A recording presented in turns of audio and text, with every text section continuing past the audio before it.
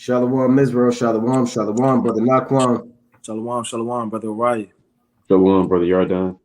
Coming back at you again with another Monday Night Fire, giving, of course, our honor and glory to Yahuwah, by Shema Mashiach Malak Yahushai. Double honors to the elect elders of the house of David that's been in this truth for decades and decades, patiently waiting for the second coming of Yahushai. A hearty shalom to you mighty men that go out there and labor and do the work of the Most High, presenting your body as a living sacrifice. Can brothers hear me? Come. Enduring all things for the elect's sake, pushing this truth and magnifying the ministry. Shalom, shalom. Shalom to all of the men that may not be out there as of yet on the highways and byways, but they're working on it. They're getting built up in the spirit. They're praying, fasting, studying, being diligent, keeping the law, statutes, and commandments, and abounding in the work of the Lord.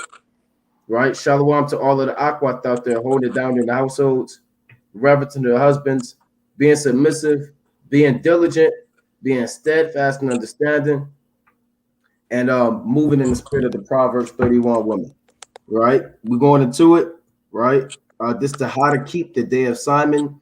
For those that do not know, the day of Simon is May 4th at sundown. Right? Which is tomorrow. Tomorrow at sundown is the day of Simon. So we want to make sure everybody's on one accord with the high holy days, when they fall, how to keep them, right? And this is part of your heritage, man. So, you know, sometimes we're going to in-depth breakdown. Sometimes you'll see us going to exhortation. We'll go into prophecy. We'll go into things pertaining to the end of the world. But it's just as equally important to show our people how to keep these feast days, go into your heritage and go into your history, because you may have people who know this and they may say, well, oh, that's boring. Why y'all going into that? I know that already.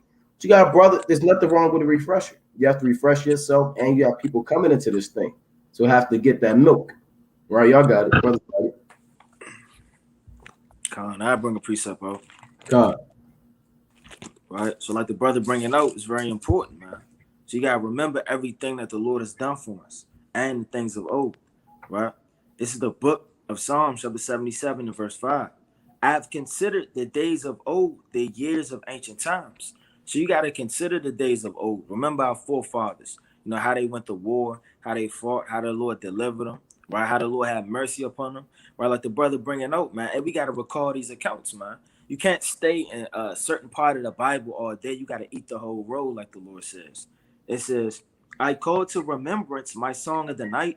I commune with my own heart, and my spirit made diligent search. So you got to make diligent search to find out the holy days, what was going on, who was at war, how did the Lord deliver us, right? What day is it specifically do we keep? And all of these things, you got to make a diligent search, because all of this is about our history. Okay. That's right. Oh, go ahead. Is to let me back is Romans chapter like yeah. Thought.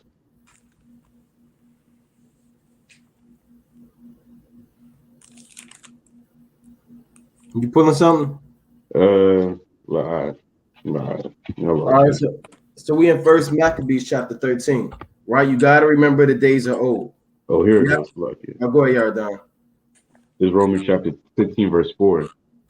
For whatsoever things were written aforetime were written for our learning, that we through patience and comfort of the scriptures might have hope. Right, and surely we have hope when we read the accounts of our forefathers and the mighty acts and the warlike acts that they did and accomplished through the spirit of power of Yahuwah Shai. Right, we don't only read just and remember the prophecies and Deuteronomy 28 and Job, but also historical events. Because a lot of the stuff that we read in the Apocrypha is all historical. The whole Bible is historical. Right. That's right, man. So we have to go into the history, and these high holy days are Yahuwah kept these high holy days that you read about in the Apocrypha. Feast of Dedication. Yahuwah kept the day of Simon. Yahuwah kept the destruction of Nicanor. Right? People want to talk about the Lord, and the Lord kept the day, and the day of Simon is about the destruction of the so-called white man and our enemies, man. And our high holy days are different than the world. Let me get this in Exodus 8 and 23 real quick. Right, are different because the world's high holy days, mainly in America, they have no significance. Right, it's not conducive to us as a people, man. All they promote witchcraft, sorcery, covetousness, lust. Right, let me get this in Exodus 8 and 23 about this separation. It reads, "And I will put a division between my people and thy people. Tomorrow shall this sign be." So you have a division between the children of Israel, our customs, our law, statutes, and commandments, and a division between what? The actual Egyptians, these modern day Egyptians, and these other nations. All right, it's plain. All right, so we're going into our heritage, and we have the greatest heritage on the planet, man. You got it. Brother, that's something. All right, let's go into it. Right, we in First Maccabees chapter 13. Yardan, you got it. Baba Kashal. It's First Maccabees chapter 13, verse 1.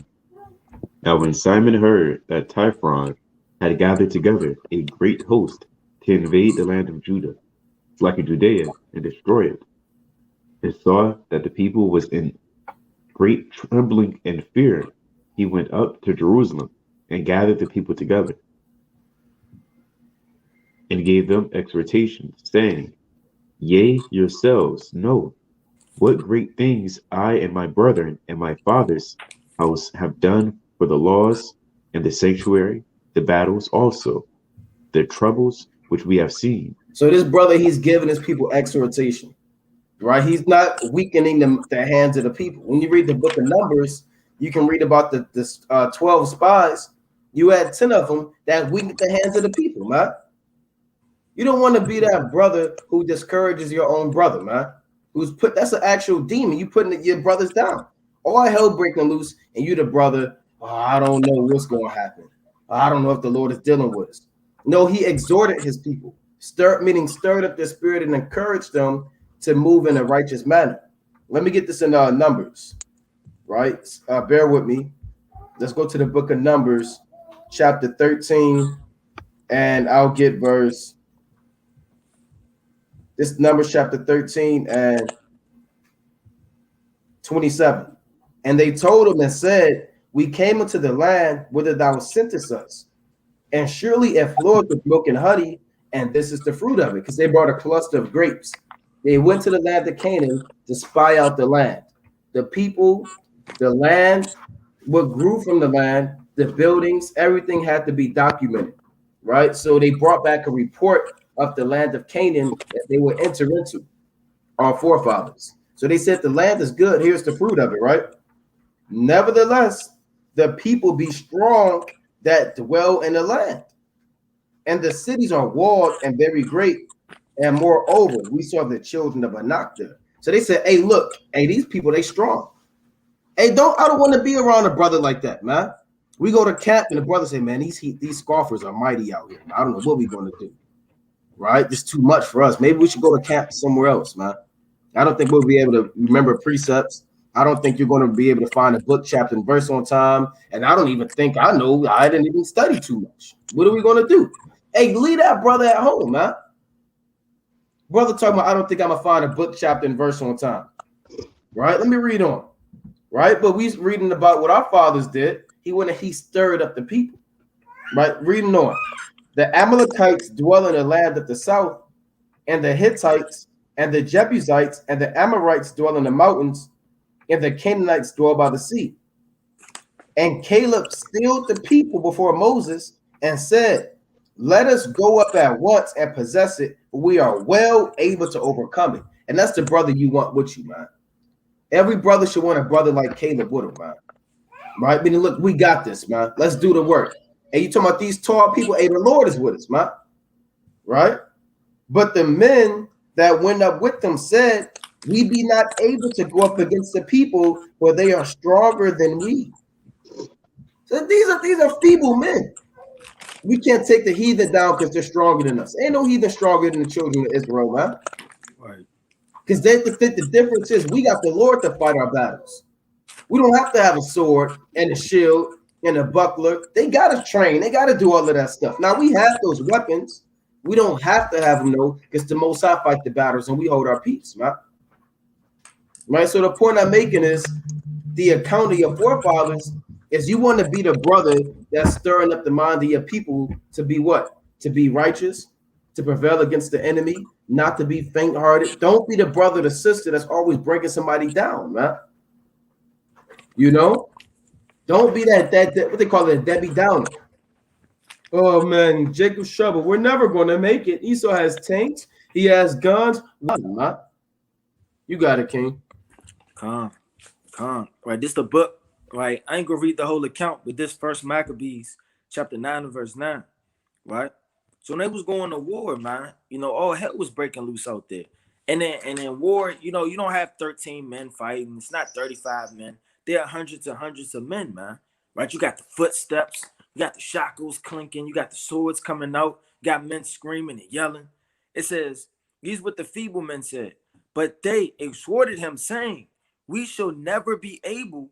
Let us now rather save our lives, and hereafter we will return with our brethren and fight against them, for we are but few. You got certain men, it's not enough of us, man. They pressing on us. There's too many of them. You got people like that, but then you have the strong that know that the Lord is with them, man. It don't matter if they double the size of the army or they triple the size of the army, man. They knew that the Lord was with them. It's nothing you can't do when the Lord is with you, man. Right? It says, let us now rather save our lives, and hereafter we will return with our brethren and fight against them, for we are but few. Then Judas said, God forbid that I should do this thing. Me said, hell no. I'm not running from no heathens, man. I'm not bowing down. I'm not going to save face. I'm not doing that, man. It don't matter how many of them it is. Then Judas said, God forbid that I should do this thing and flee away from them. If our time be come, let us die manfully for our brethren, and let us not stain our honor. And that's how you got to be in this thing, man. Everything's of the Lord. You can't be, you know what, I don't know about here. You kind of tiptoeing around. You damn got your shield. No, man, if it's time to die, it's time to die, man. There's many accounts in the scriptures where the Lord had men fleeing from one man, man. And one man was putting them to flight. Right? Look at Samson, man. With a damn jawbone, man. Slaying all of those men. You got David jumping over a wall. Right? You got Gideon, got a whole army split it up in three companies, man. Right? Blowing a trumpet and going to war. So these men were ever sure that the Lord was with them in battle. And that's how you got to be in this thing. Just link up with that. This Second Chronicles, chapter 14, and I'll read verse 7. I'll read 8. I'll read 7. Second Chronicles 14 and 7. Therefore he said unto Judah, let us build these cities and make about them walls and towers, gates and bars, while the land is yet before us, because we have sought the Lord our God, we have sought him, and he hath given us rest on every side. So they built and prospered.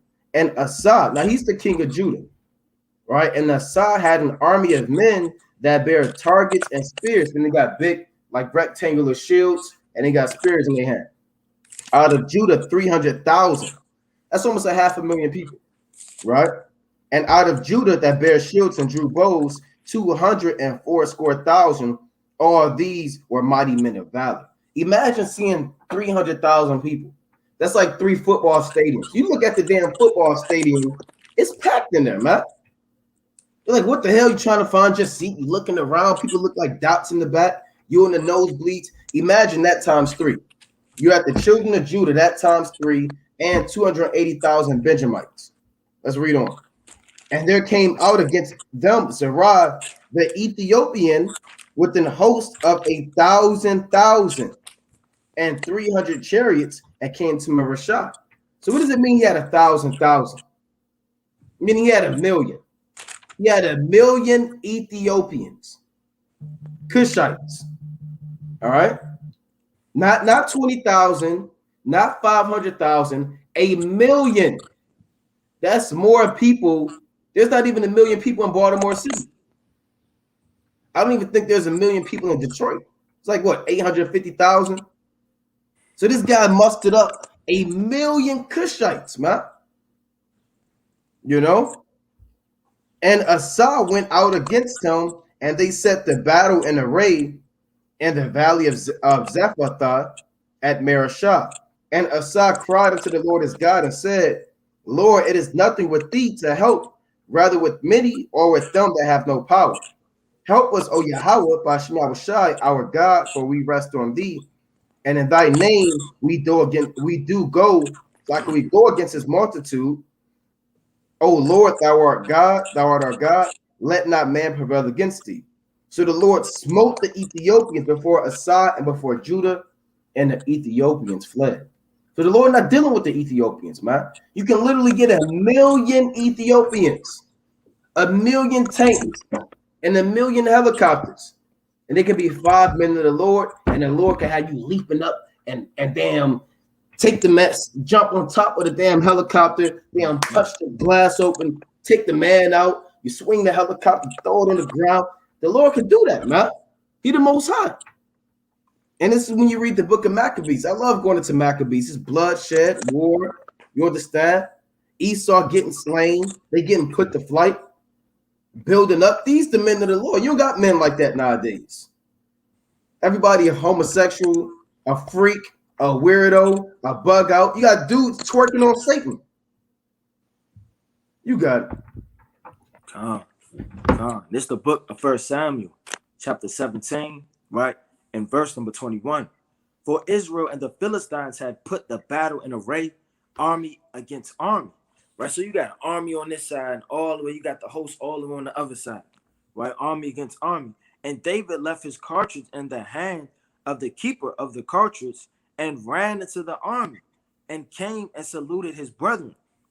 And as he talked with them, behold, there came up a champion of the Philistines, the Philistine of Gath, right? Goliath by name, out of the armies of the Philistines, and spake according to the same words, and David heard them. And all the men of Israel, when they saw the man, fled from him and were so afraid, man. So that can happen in the army. One brother kind of getting all shaky, and the next brother getting all shaky. If a brother was in a battle and he seen a damn 7 foot tall, 300-pound man get scared, and you damn half his size, man, I don't put a spirit on you, man. Like, well, damn, he getting scared. I mean, what the hell would he do to me? Right? Next thing you know, you done left the battle, man. It says, and all the men of Israel, when they saw the man, fled from him and were so afraid. And the men of Israel said, have ye seen this man that is come up? I mean, you see this guy, he tall as hell.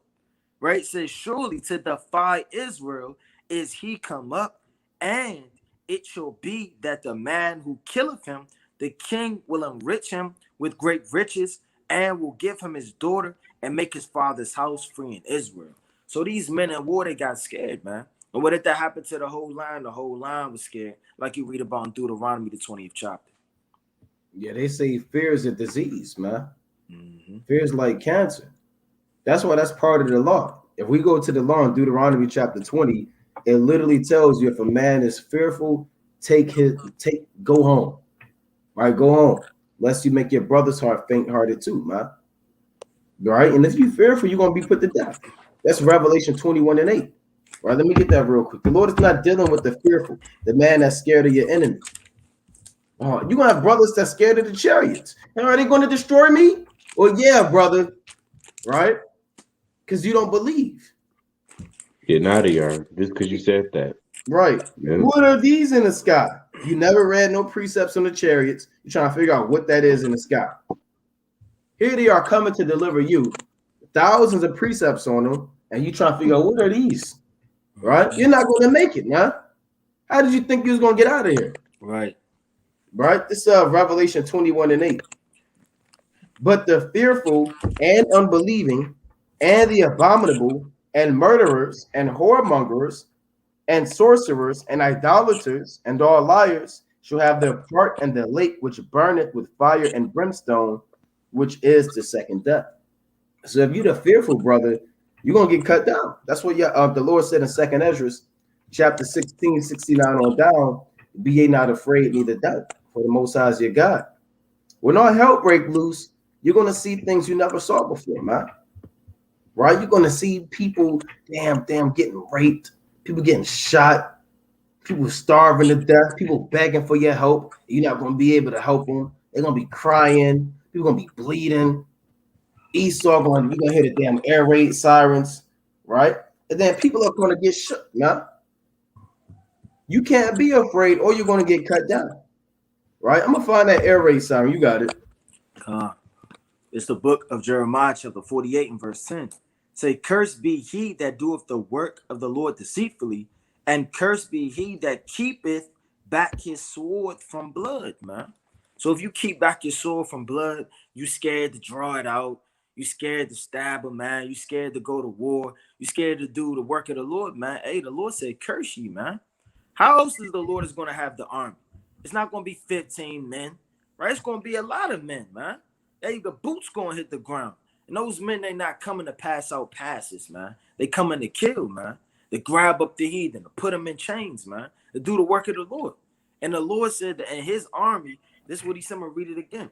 Cursed be he that doeth the work of the Lord deceitfully. You got a lot of men out there doing that, man. Right? For gain, for money, right? For glorification. It says, and cursed be he that keepeth back his sword from blood, man. And that could be twofold, man. Hey, this word is will cut you, man. Hey, teach the word of the Lord, no matter what's going on, man. Cut whoever, man. Stand up when nobody else says, man. Fight for the Lord on a physical level and on a spiritual level. You got it, Kim. Precept. Like I was going to say real quick. I want to play this real quick. When Jake hear this, they're going to lose their damn mind.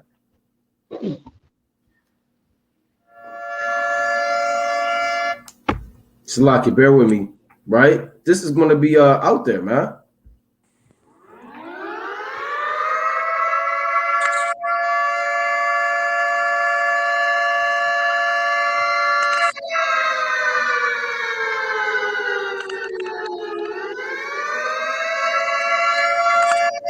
Right? That's a nuclear alarm siren, man. That's when all hell break loose, man. You drive into the damn store, you got the damn DEFCON warning number so and so, man. You got the damn siren. You see all these police coming out of nowhere, people screaming and running. Like, what the hell is going on? You're gonna try to figure out what's going on. You're gonna go try to check get a signal. You don't get no signal, and then you're gonna be caught out there, man. What do I do? What do I do? Right? Hey, you gotta call upon Yahuwah shot, man. Right. You got a yard down. This is First Maccabees chapter 5, verse 42. Now when Judas came near the brook, he caused the scribes of the people to remain by the brook, unto whom he had gave commandment, saying, suffer no man to remain in the camp, but let all come to the battle. All right, so he's encouraging them to come to the battle. All right, pull out your sword, do your thing. Verse 43. So he went first over unto them, and all the people after him. Then all the heathen, being discomforted before him, cast away their weapons and fled unto the temple that was at Carneum. For they took the city and burnt the temple with all that were therein. Thus was Carneum subdued. Neither could they stand any longer before Judas. So see, exhortation can take people a long way.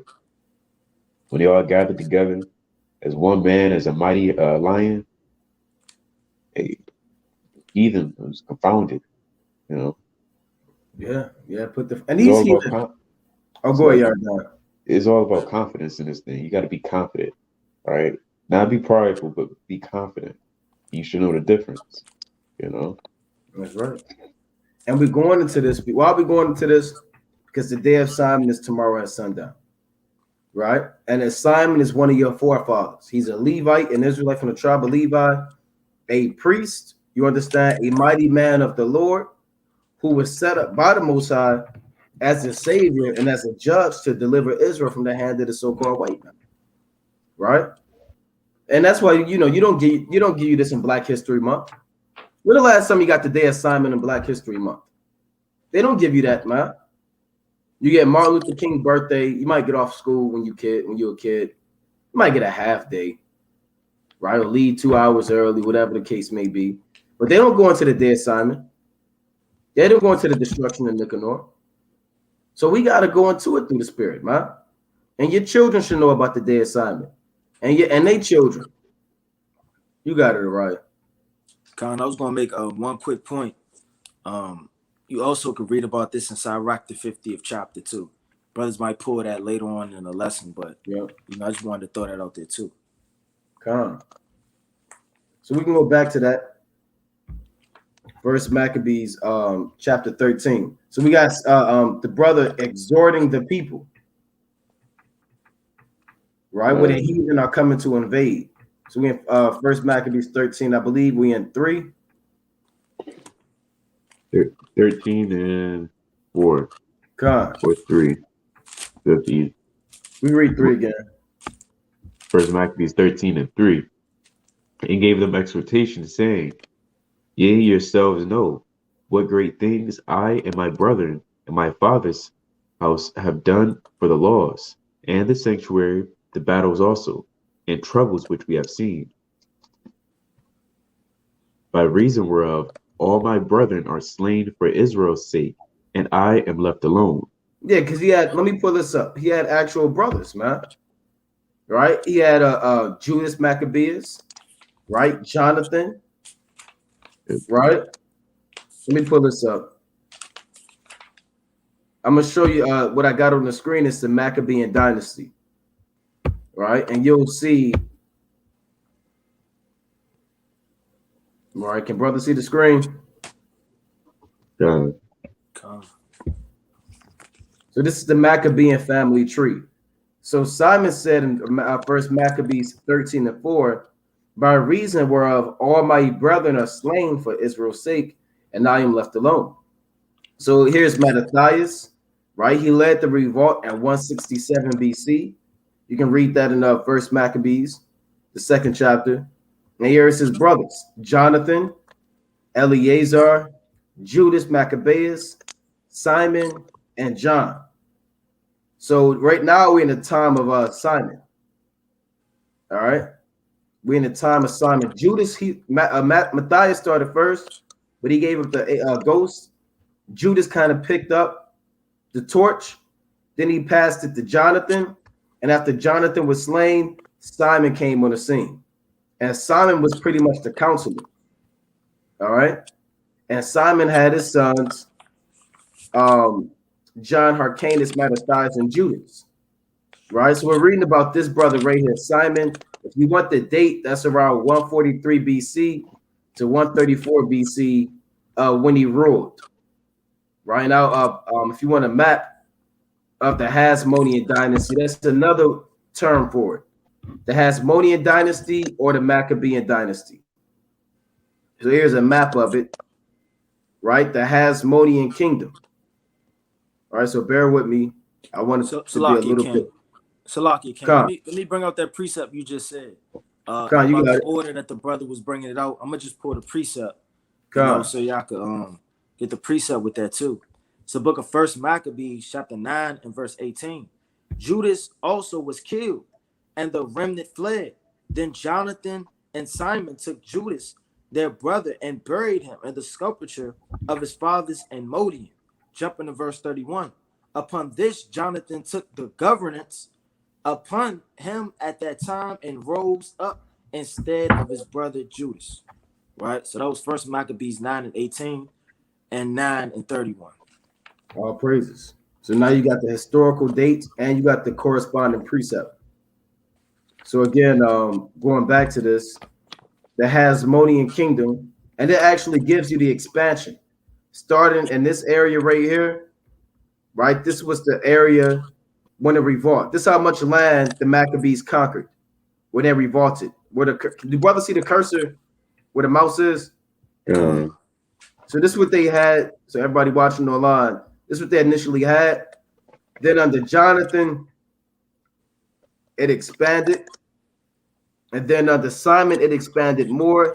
Then Hyrcanus, and then John, then Aristobulus, then Alexander. And eventually they took back over the land, man. Right? And they don't talk about these slave revolts. Everybody talks about Nat Turner, Gabriel Prosser, Harriet Tubman.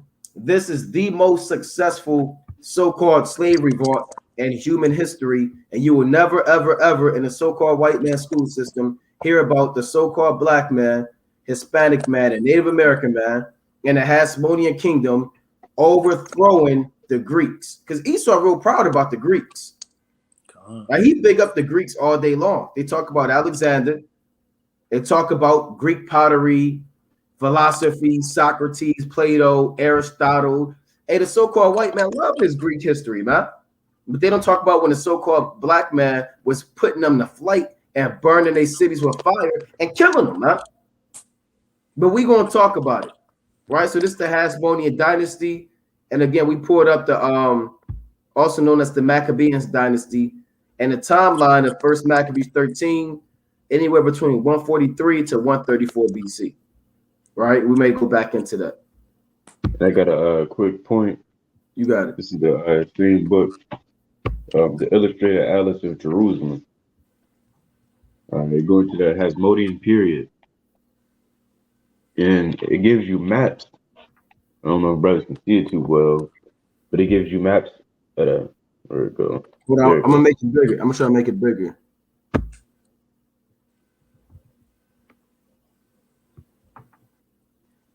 That kind of help. So these are the maps. They show you the directions they went, and they just give an educated guess, but they tell you the battles they won, right? And it all links up with the scriptures. This historical book filters through the Bible, right? Substantiating that all the mighty warlike acts that was done and written actually happened. That's right. And no folly on a comment board. Right? No folly, man. All right, it's getting out of hand. So we back in First Maccabees chapter 13, and that's a good book. What's the name of that book again, Yardan? The Illustrated Atlas of Jerusalem.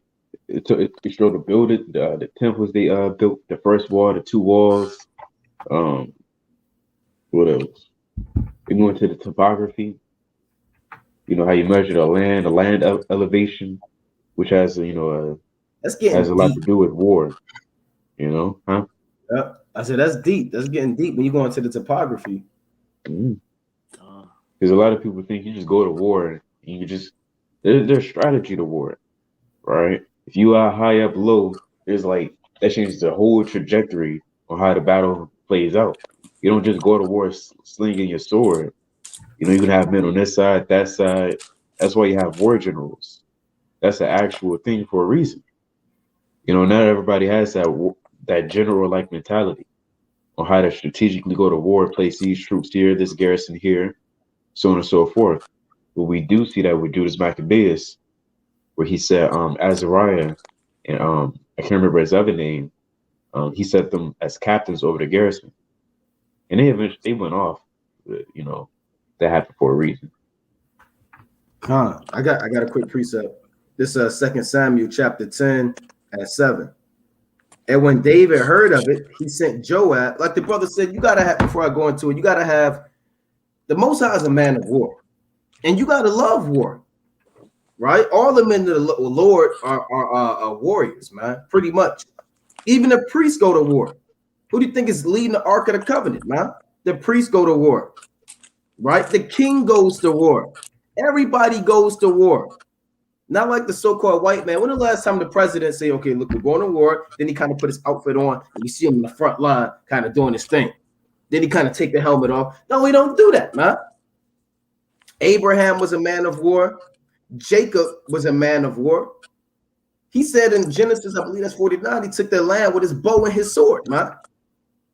Who taught Simeon and Levi how to use the sword and take down that whole city? You think they just came up with that on their own? Jacob taught them that. Isaac was a man of war. You understand?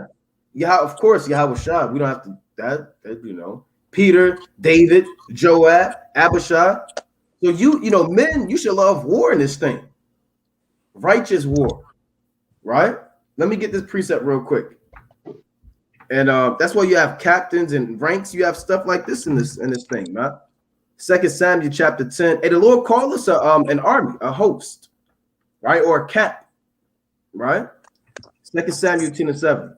And when David heard of it, he sent Joab and all the host of the mighty men.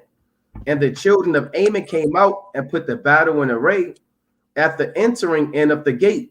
And the Syrians of Zobah and of Rehob and Ishtab and Makkah were by themselves in the field. And Joab saw that the front of the battle was against him before and behind.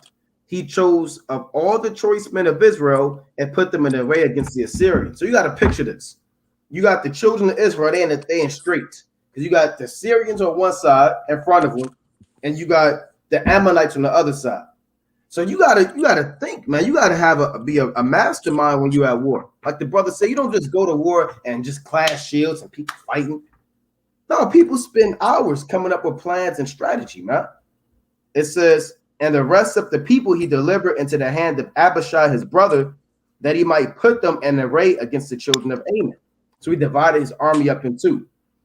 And he said, if the Syrians be too strong for me, then thou shalt help me. But if the children of Ammon be too strong for thee, then I will come and help thee. Be of good courage, and let us play the men for our people, and for the cities of our God, and Yahuwah, Bashim Yahushai, do that which seemeth him good. So that's how you got to be, man. Joab was an excellent general on the battlefield, right? On the battlefield, flawless. Can't go toe-to-toe with this brother, man. Right? If you had an army, you had something, Joab, he knew what was going on. One more thing, even David, when David murdered Uriah the Hittite, he said, why did you draw too close into the wall? Right. And then Joab quoted, or David quoted Abimelech and said, didn't Abimelech get his head crushed by a woman? So even they know when you besiege in the city, hey, don't go too close to the wall, man. Because then they're going to start throwing stuff down. Yeah. So even David knew about war strategy and Joab. So you got to know about this thing, man. You know, you got it. It's Luke 14 and 31. Or what king going to make war against another king sitteth not down first and consulteth whether he be able to with 10,000 to meet him that cometh against him with 20,000?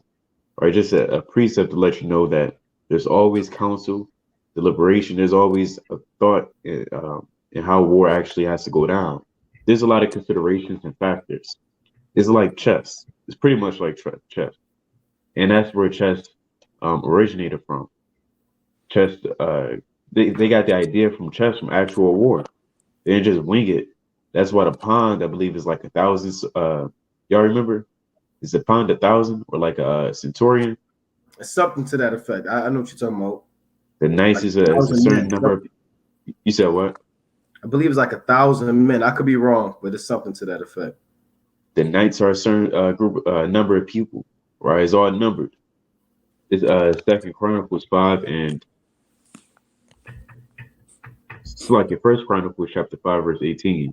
The sons of Reuben and the Gadites and half the tribe of Manasseh, of valiant men, able to bear buckler and sword and to shoot with bow and skillful in war, were 440,703 that went out to war. And you know they won.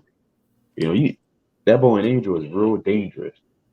Some might even say more dangerous than a sword, depending on, circumstances. Con, I got a couple precepts.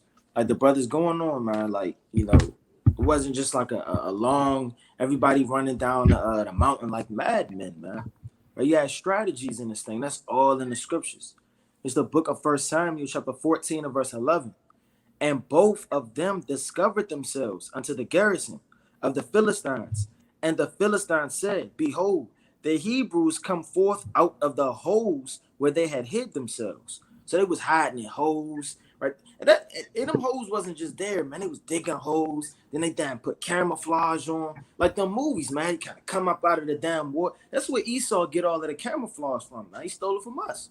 You got Gad jumping out of damn trees. You know the damn NFL players, they put the damn war paint on, man.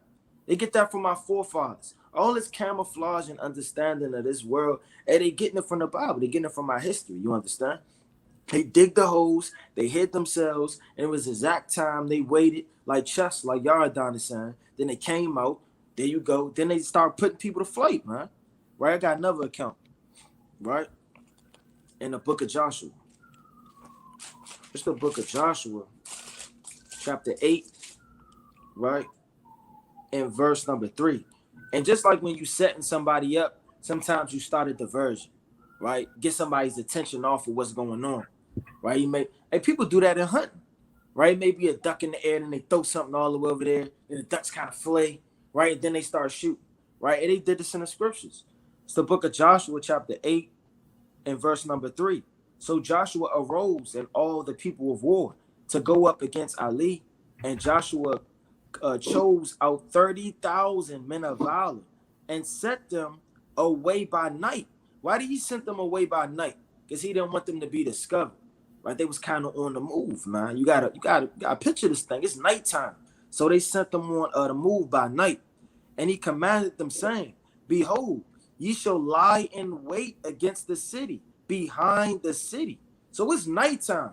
There's no telling how late it is. It could be 2 in the morning while everybody sleep. It could be 12 o'clock at night. It could be 4 in the morning, man.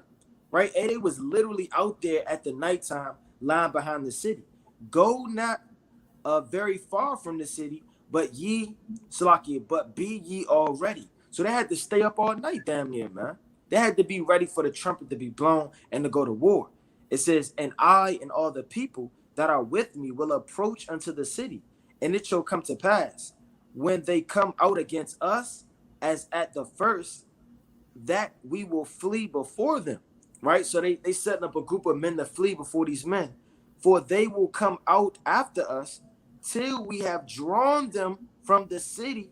For they will say, they flee before us. As for the first, therefore we will flee before them. Then ye shall arise up. So we're going to make it seem like we running from them and they chasing us, just to lure them down to where we need them to be. Hey, if that's not smart, I don't know what it is, man. You literally leading these men. Could have been 50,000. It could have been down 5,000. Here come the Hebrews. Let's put them to flight again. Let's chase them down. Not even knowing they go into the damn trap. It says, verse 6, for they will come up, Salakia, come out after us till we have drawn them from the city. For they will say, they flee before us as at the first. Therefore, we will flee before them. Then ye shall arise right up from the ambush and seize upon the city, for the Lord your God will deliver it unto your hands. It says seize on the ambush, man. So they were doing ambushes. They was jumping out of damn holes and rocks. And they was in this thing, man. So don't think when you go on to war that you just out there. The same way on the spiritual level, man. Don't just be acceptable to Satan. You got to have all the precepts. You got to know how to pray. You got to be fasting. And you got to go to war in this thing. That's why I got this Proverbs chapter 24 and verse 6. For by wise counsel thou shalt make thy war, and in the multitude of counselors there is safety. So men, you have to sit there and strategize, man. Brothers putting good points on the comment board. You got to be tactful, right? You have to be a master strategy, for lack of better terms. That's guerrilla warfare. What these brothers are doing. You had all types of pincer formations. You luring people out, right? And there's a beautiful YouTube channel, man. One of my favorite YouTube channels, Kings and Generals, man. If brothers don't get into the Kings and the Generals, man, you missing out. They go into the battles. They go into, brothers was even talking about how Hannibal went all the way behind and went through the Alps and went to invade Rome. This man was a mastermind. He was a Jake. He went across the Alps, took all his elephants, and went and took the battle to Rome. Right? And that was a master plan. So why is this guy marching through the Alps? He lost a lot of his troops, and he went down there. But you got to kind of get into this thing, man. Yeah, and Invicta too. That's a good one too. They show the different battle formations and who was coming in and what weapons they got and the strategy that men got. They're going to how Julius Caesar had wars up in Gaul, out in the land of Ham, right? And nobody was better at war than our forefathers, because the Most High is a man of war. We get this real quick in Numbers 21 and 14, right? The Most High is not a man of dandelions. He's not a man of love, just emotion. Numbers 21 and 14. Wherefore it is said in the book of the wars of Yahuwah, what he did in the Red Sea and in the brook of Arnon. So the Most High got some hidden book with all of his wars in it, man. So how's the Most High a nice guy? How come they say he got the book of hugs and kisses? And the books of dandelions? And the Most High got the book of daffodils and the book of marshmallows and the oatmeal cream pies without the raisins in them. Most High got the book of the what's them things? What's them things Esau sell on Easter? Them peeps. He got the book of the peeps, right? With the little the Lord, yellow ducks. Yeah, the damn yellow ducks. No, the Most High got the book of the wars of the Lord, man. Now we don't have that book right now, but I guarantee if you open that book, it might have some stuff that'll blow your mind. Literally. Like the Lord might have some ancient war the Lord, conceived up, or some strategy going on, or some war songs and some chants and some prayers. And that thing is mighty, man. You got it. Come on, I got a precept. Come on.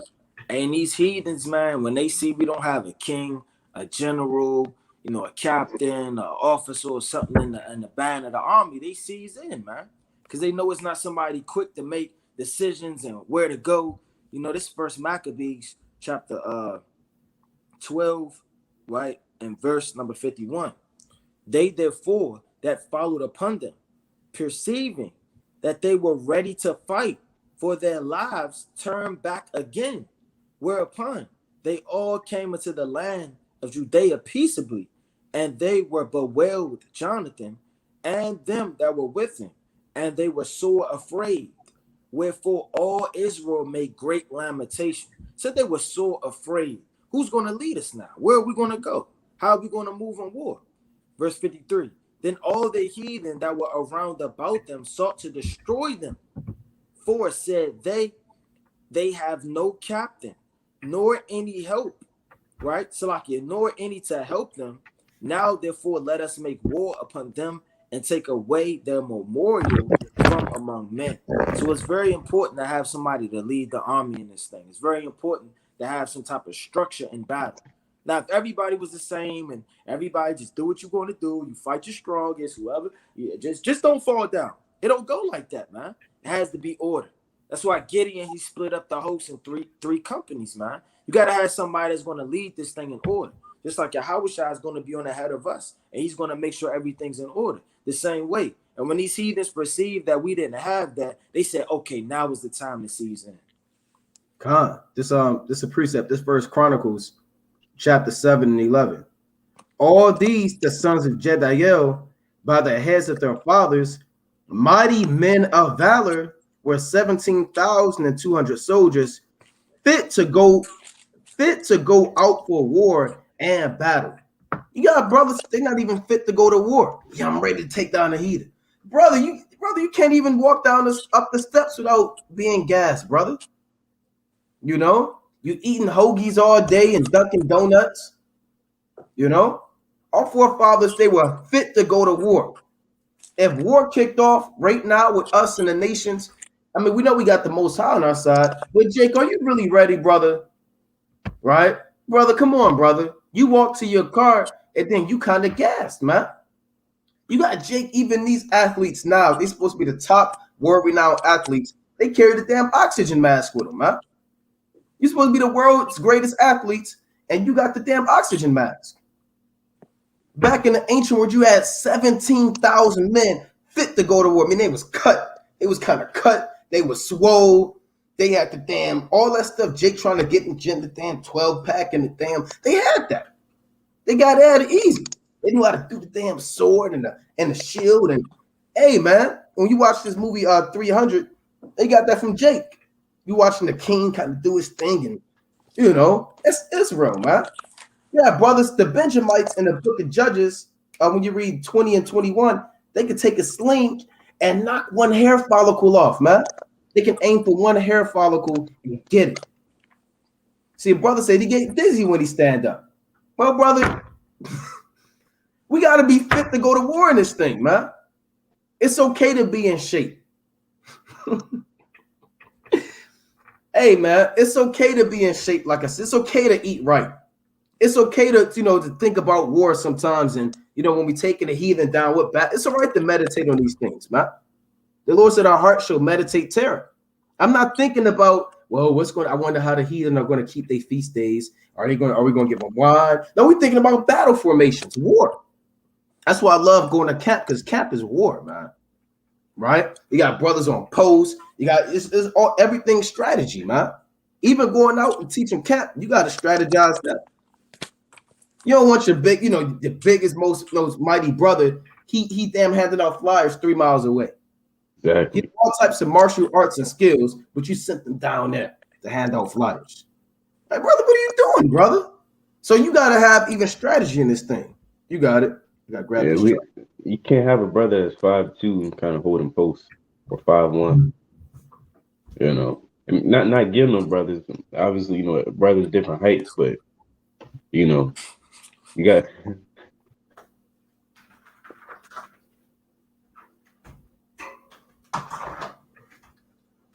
And that brother. Go ahead. What I'm saying is you got to be a strategist in this thing. Like the brother was saying. I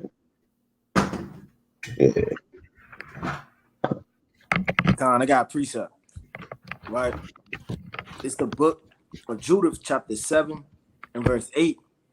It says, then came unto him all the chief of the children of Esau, and all the governors of the people of Moab, and the captains of the seacoast, and said, so all of these heathens, they coming together, right, with malicious intent, right? They coming up and they conjuring something that they can do to us, you understand?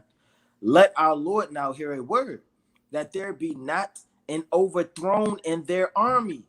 For this people of the children of Israel do not trust in their spears, but in the height of the mountains wherein they dwell. So when these heathens, they were about to come up against us, they said, you know what? Let's get a game plan together. They got out a damn marking board, and they start drawing up. Okay, you know what? They got mountains. They're not trusting in their spears. They're doing this. They're doing that. And they strategizing. Any good warrior is going to strategize. Don't just trust in your damn arm because you did 15 damn curling all damn summer. And now you trusting in your damn biceps, man. You done did 1,000 push-ups and now you ready to damn take on the world, man. You can't trust in that. You got to trust in the Lord importantly, man. And secondly, you got to be a man of wisdom, knowledge, and understanding. You don't want to be a puffed up man and be overthrown, you understand? It says, whereupon they dwell, because it is not easy to come up to the top of their mountains. So these heathens even knew that, man. So don't think just because, I'm an Israelite. No, these heathens, they got damn drawing boards. They think of how to take you out. While you thinking about damn weapons, they thinking about mountains and how to heal duration and how tall it is. And is it a one way in, a one way out? And you got to be thinking of all these things when you go to war. And to land me back off that, this book also shows you the directions and the routes that they took to siege Jerusalem, and they didn't wing it, right? Then Esau, he wings it when it comes to certain things, but when it comes to war, he's not winging it. After all, we know in Genesis, he was blessed with the sword. He was that cherub keeping us away from the book of life, right? From that, from the truth. Right, so he wings a lot of things, but war is one of those things that he doesn't really wing. On a carnal level. But here's a few of the pictures.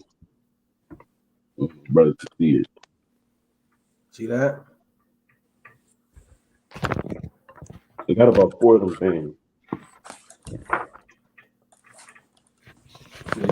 See that? And I like talking about stuff like this, man. I don't want to talk about damn LeBron James, man. I want to talk about, hey, when we taking a heathen down, we're not gonna be tripping over each other. Get out the way. I want to get there. No, move. I saw it first, right? It's not gonna be all. It's not gonna be none of that, man. Go ahead, Yardan. Real quick, in that movie Lord of the Rings, I remember when it was they was saying, "Look, I got this kill," or I got that one. Kills. Yeah, because I'm on number 14. Hey, guess what? When we take even animals have military formation. The birds fly in a military formation. Ants got formation.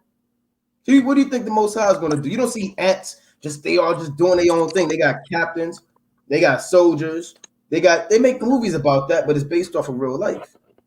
You got a ranking system even in the animal world. You got the head lion, he kind of call the shots, tell the young lions what to do. You know? So when the children of Israel are taking down the nations, we're gonna be in order, man. Now we don't know the exact military formation we're going to be in, right? When the chariots come, the chariots not going to be bumping into each other. It's a traffic jam. They're all trying to get to DC. All the chariots trying to get to DC, and they kind of beeping their horns, and we waiting on the chariots to come. Then one kind of cut off the other one. Then they get out the car, and one angel kind of pop the trunk.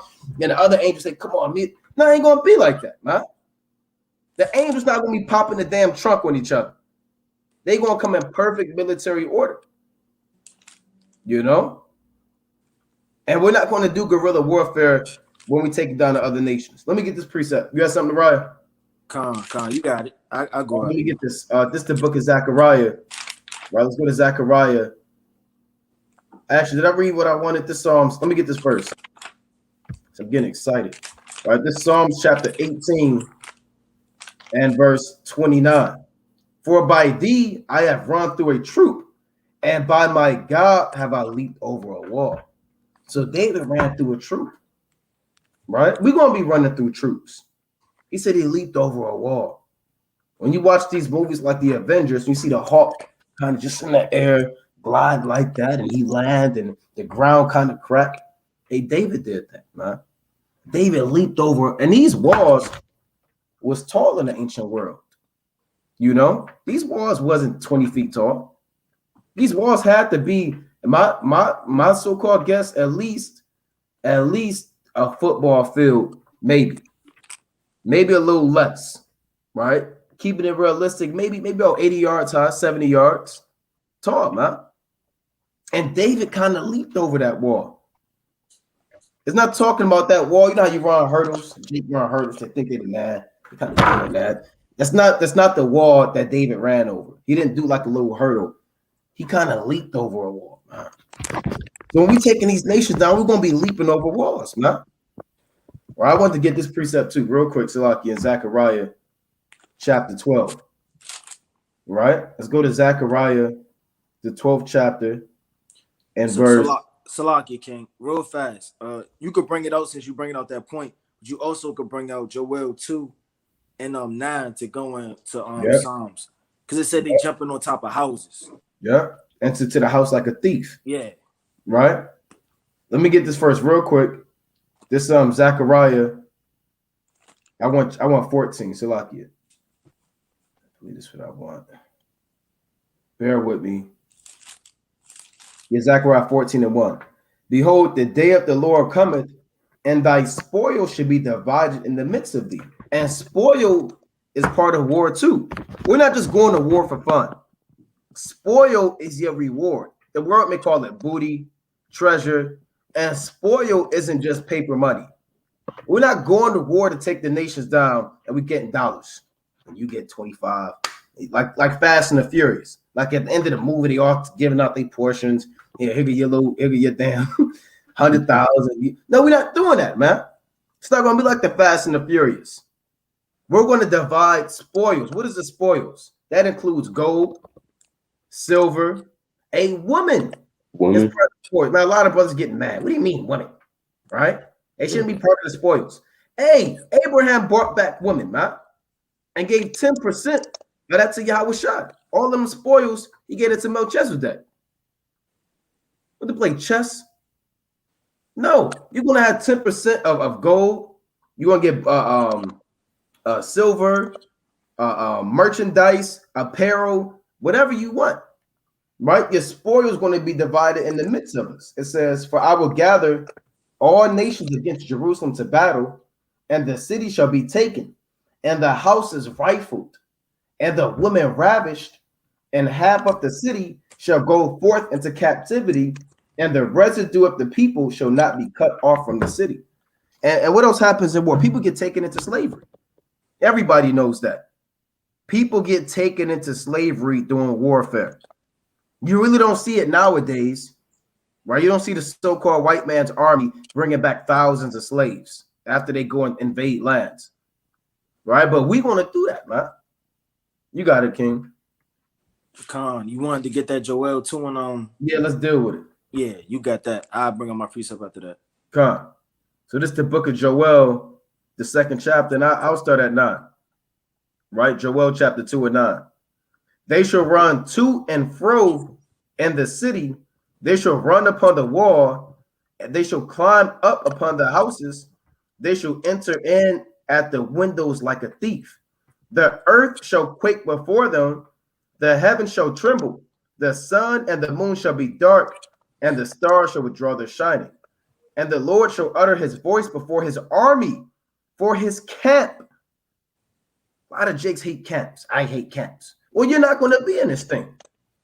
For his camp is very great, for he is strong that executeth his word. For the day of Yahuwah is great and very terrible, and who can abide it? And the Lord talked that talk. Nobody talk more talk than the Most High, right? And we're going to be, and we're not going to have t-shirts on, right? If we make it to the kingdom, we're not having this on. You see what we got? This weak jewelry, right? A little t-shirt, right? This meat tree. This is not a real meat tree. Come on now. This is not real. It's not real gold. Like we brought that up before. We're gonna have real. That sword you got from the pawn shop, that's not gonna cut it, man.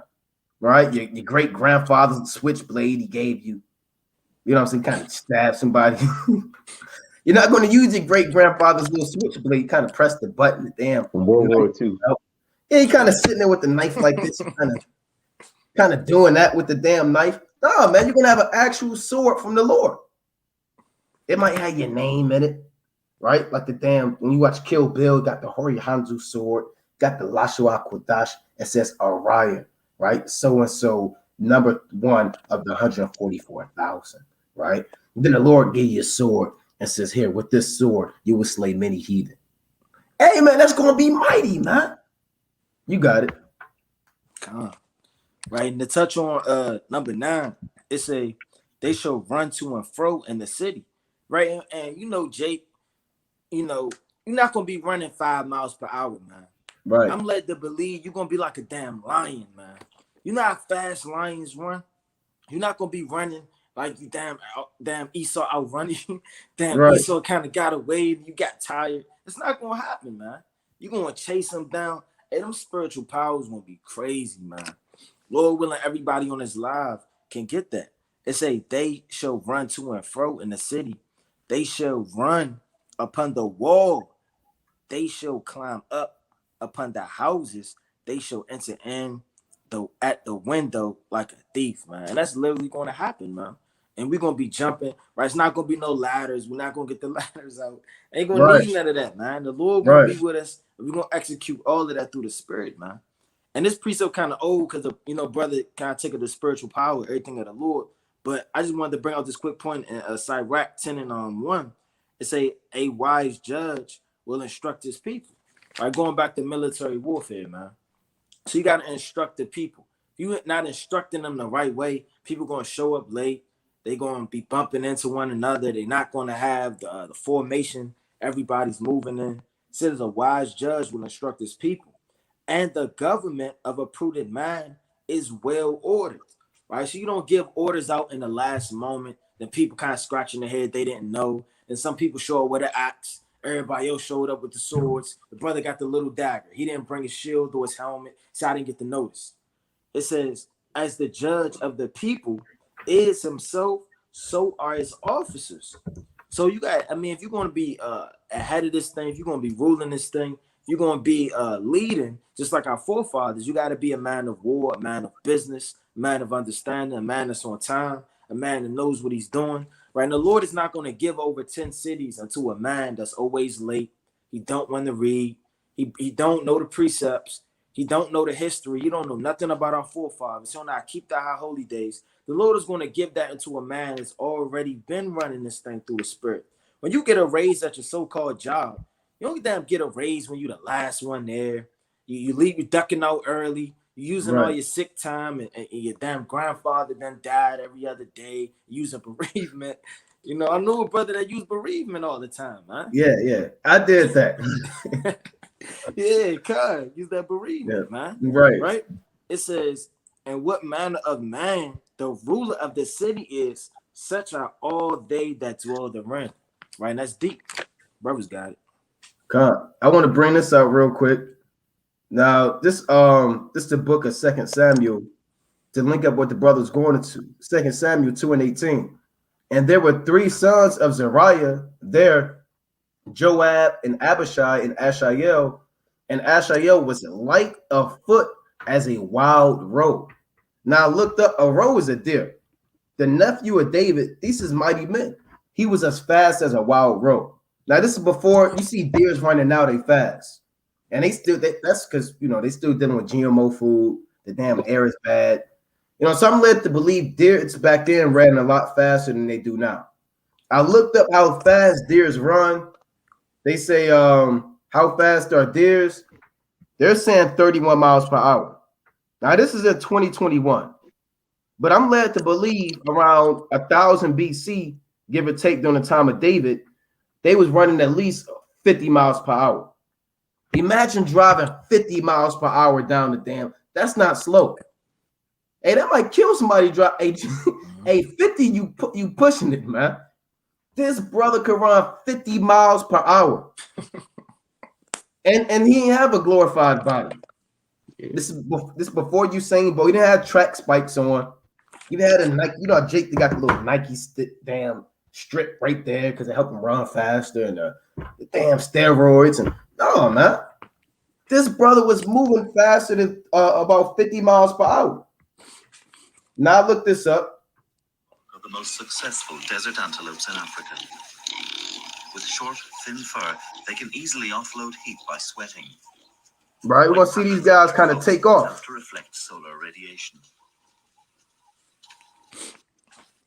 This how fast. Hold on, I'm gonna get to the point. So they got him moving in slow motion. It signals a warning to the others. Confuses look how he leaping.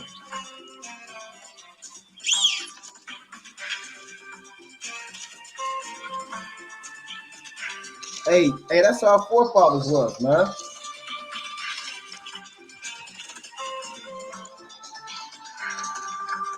$50 miles per hour. Go get in your car right now and go drive 50 miles per hour, and then hit somebody, right? Yeah. And they're gonna be dead, man.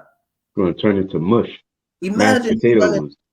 Yeah, and imagine how fast Abner was. When you read the account, remember he was chasing Abner.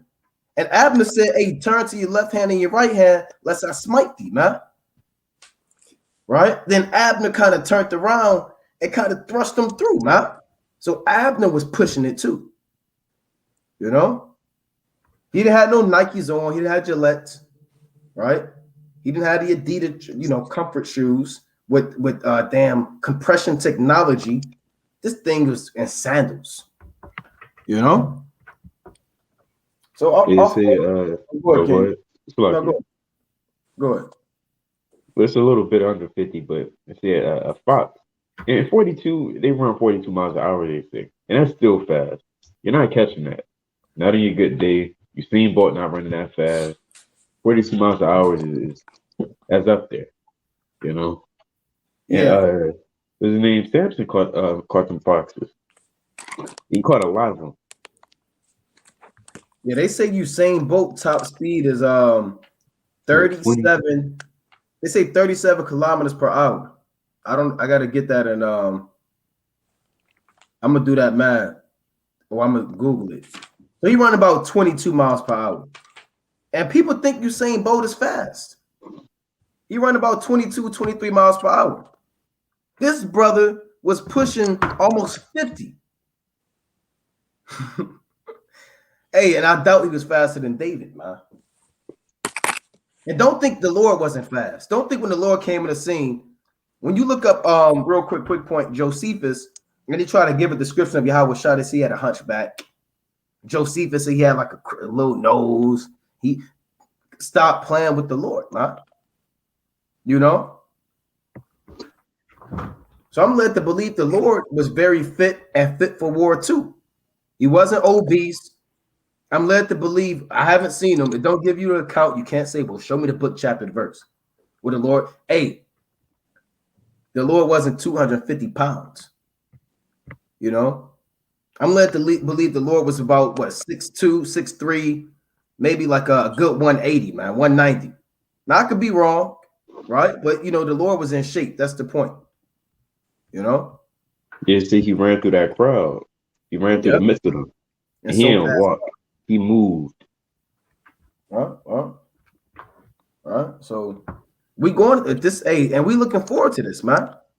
Like the brother said, yeah, carpenters are strong. He was flipping tables. Right? Them tables had to be heavy. All that money. Hey, carry a big thing of pennies. You know, you ever carry a big thing of pennies? That stuff is heavy, man. And they was using actual gold and silver shekels. And you had to kind of flip that thing over. So it had to be at least like 250 pounds on them tables. You know? You got a precept. Con, you got it. This is Luke 4:28. And all they in the synagogue, when they heard these things, were filled with wrath, and rose up and thrust him out of the city, and led him into the brow of the hill whereon their city was built, and they might cast him down headlong. So it was already trying to kill him. It's verse 30. But he, passing through the midst of them, went his way. So he's probably dodging. And people talk about Barry Sanders. I think, you know, that's his name. Jerry Rice. All these top-notch athletes that can dodge. The guy in the Heisman position. Think they can, you know, they think that's fancy and sweet. He went through a whole crowd. A whole entire crowd. And there's no telling how many people there was. Best believe he was kind of slipping through them like butter. That's Probably right. shoved some people too. That's right. So we if the brother has something, we can go back to that in First Maccabees chapter 13. See, I wanted to go into the account of Samson breaking down on pillars, but when you go into it, Esau talking about, I doubt that Samson could break them pillars. We don't believe that. You don't gotta believe it, man. See, it says the archaeological findings match the biblical story, or I say perfectly, and attest to the plausibility of the account. When we go to some accounts, they say, I doubt Samson could pull those pillars down. No man can be that strong. Right? Because Esau, you know, with Esau, he got his world's strongest man competitions. And they got to lift up the big boulders. They got these Scottish, Irish Edomites. Come on, man. You know? Yeah. And I done caught one of those. I seen a clip. Yeah. Right? That's Esau. What you expect, man? You're not an Right. Israelite. Right. So, I mean, and then when the Lord with you can do anything, man. Right. And on a deeper level, you know, the Lord, he uses the meek, the lowly, you know, the weak, the small, the short. He'll pull them out of the dust, man, and make them the mightiest ever. That's right. That's right. That's right. So the Lord not dealing with Esau, right? Esau got this stuff going on. The damn world's strongest man. And people, oh, look at these so-called white men. Look at him. Hey, Samson to destroy this man. He's struggling to pick up that boulder. Look at this. Look at him. But to break his back. Yeah, people kind of clapping. He kind of got his hands in the air. And you know what? Samson didn't wear no brace. He had no type of brace. Yep. He ain't put chalk on his hands. And he wasn't pregnant. Yeah, man. So the Lord not dealing with this, man. He had knee pads on, you know? Right. So Samson had, you know, so the Lord not dealing with these heathen, man. Right? That's why the Lord said we're above all nations. That's the classic. That's Deuteronomy 7:6. Right? So we can go back to it unless the brother has something. And First Maccabees chapter 13. First Maccabees chapter. Real quick, Salakia, let me get this real quick. This link up with what Ryan brought out earlier. First Chronicles. It's a classic, chapter 12 and 8. And the Gadites there separated themselves unto David into the whole to the wilderness, men of might and men of war fit for the battle, that could handle shield and buckler, whose faces were like the faces of lions, and were as swift as the roes upon the mountains. See that? So they had the war paint. They had ghillie suits. And you watch that movie, The Revenant. You see, your brother saw that, The Revenant with Leonardo DiCaprio. Yeah. You had the guy like jumping out of trees and coming out the water, man. Whooping Esau, whooping them, going to work on them, right? And again, they're fit for the battle. You want to be a man of war in this truth. You don't want to be a man you're scared to get into, you know, a scoffer come up. You don't want to do that, man. Right? A whole bunch of heathen come up. Go away, go away, go away. No, the Lord not dealing with that spirit, man. Covering your damn ears, somehow go away. Right? Hey, Moses killed the man. You know? David took men down. You know, but we can go back to that. God, I got a precept on that. Come. Right? And that's in the scriptures, man. Hey, the Lord is against if you leave your brother in war, man. That's wicked, man. That's off as hell, man. Right. That's evil, right?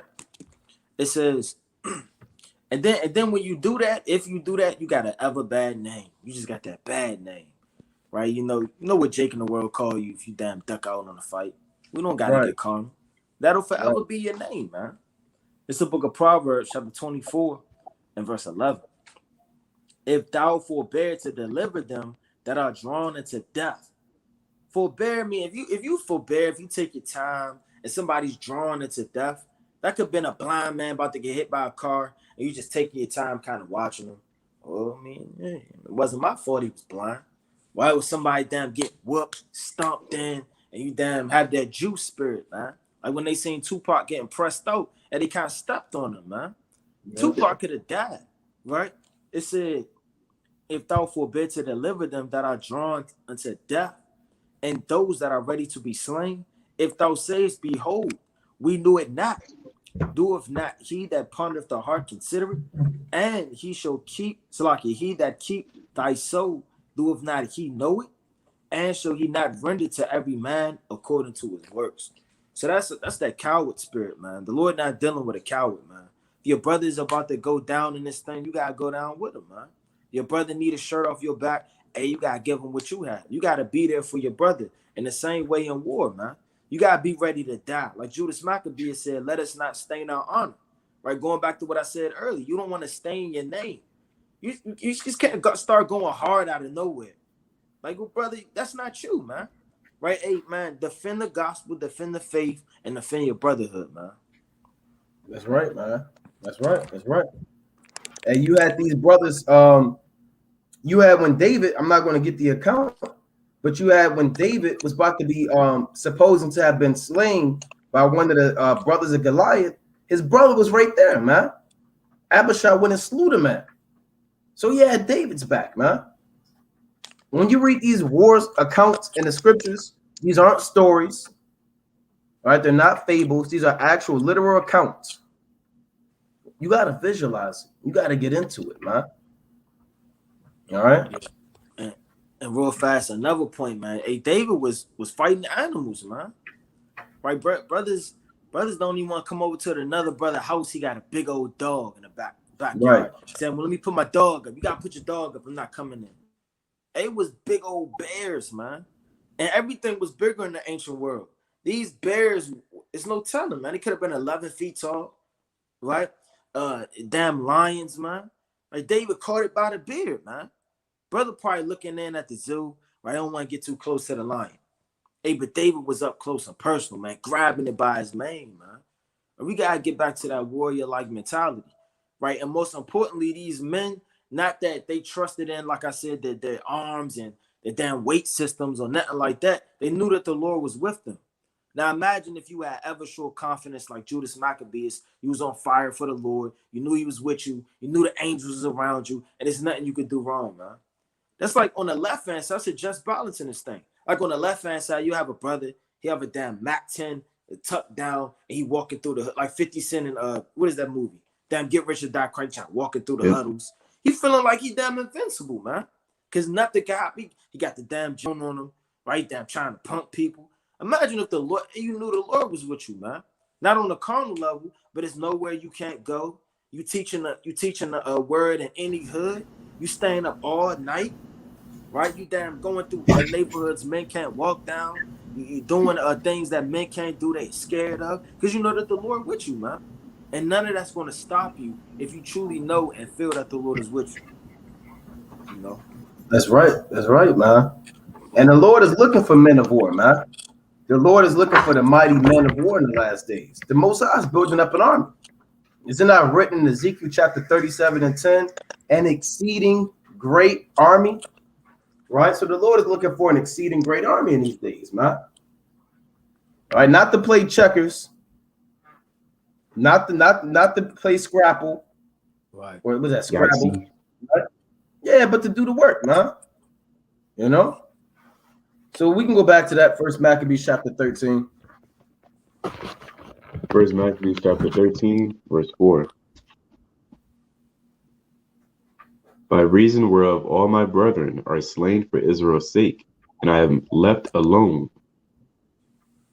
Now therefore be it far from me that I should spare my own life in any time of trouble, for I am not better than my brethren. Verse 6.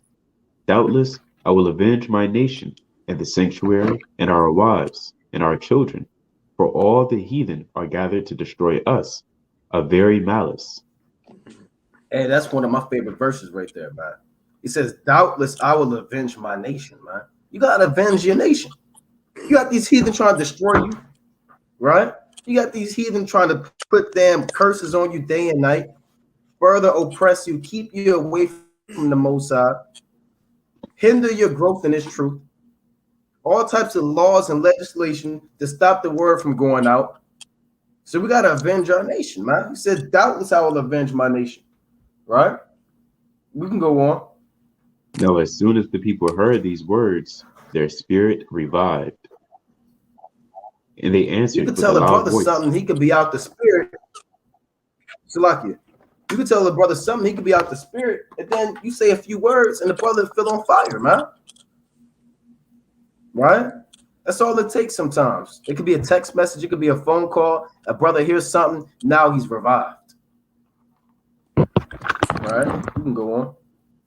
And they answered with a loud voice, saying, Thou shalt be, it's like verse 8. And they answered with a loud voice, saying, Thou shalt be our leader, instead of Judas and Jonathan, thy brethren.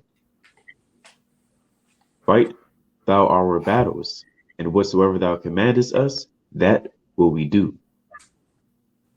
So then he gathered together all the men of war, and made haste to finish the walls of Jerusalem, and he fortified it round about. He made haste.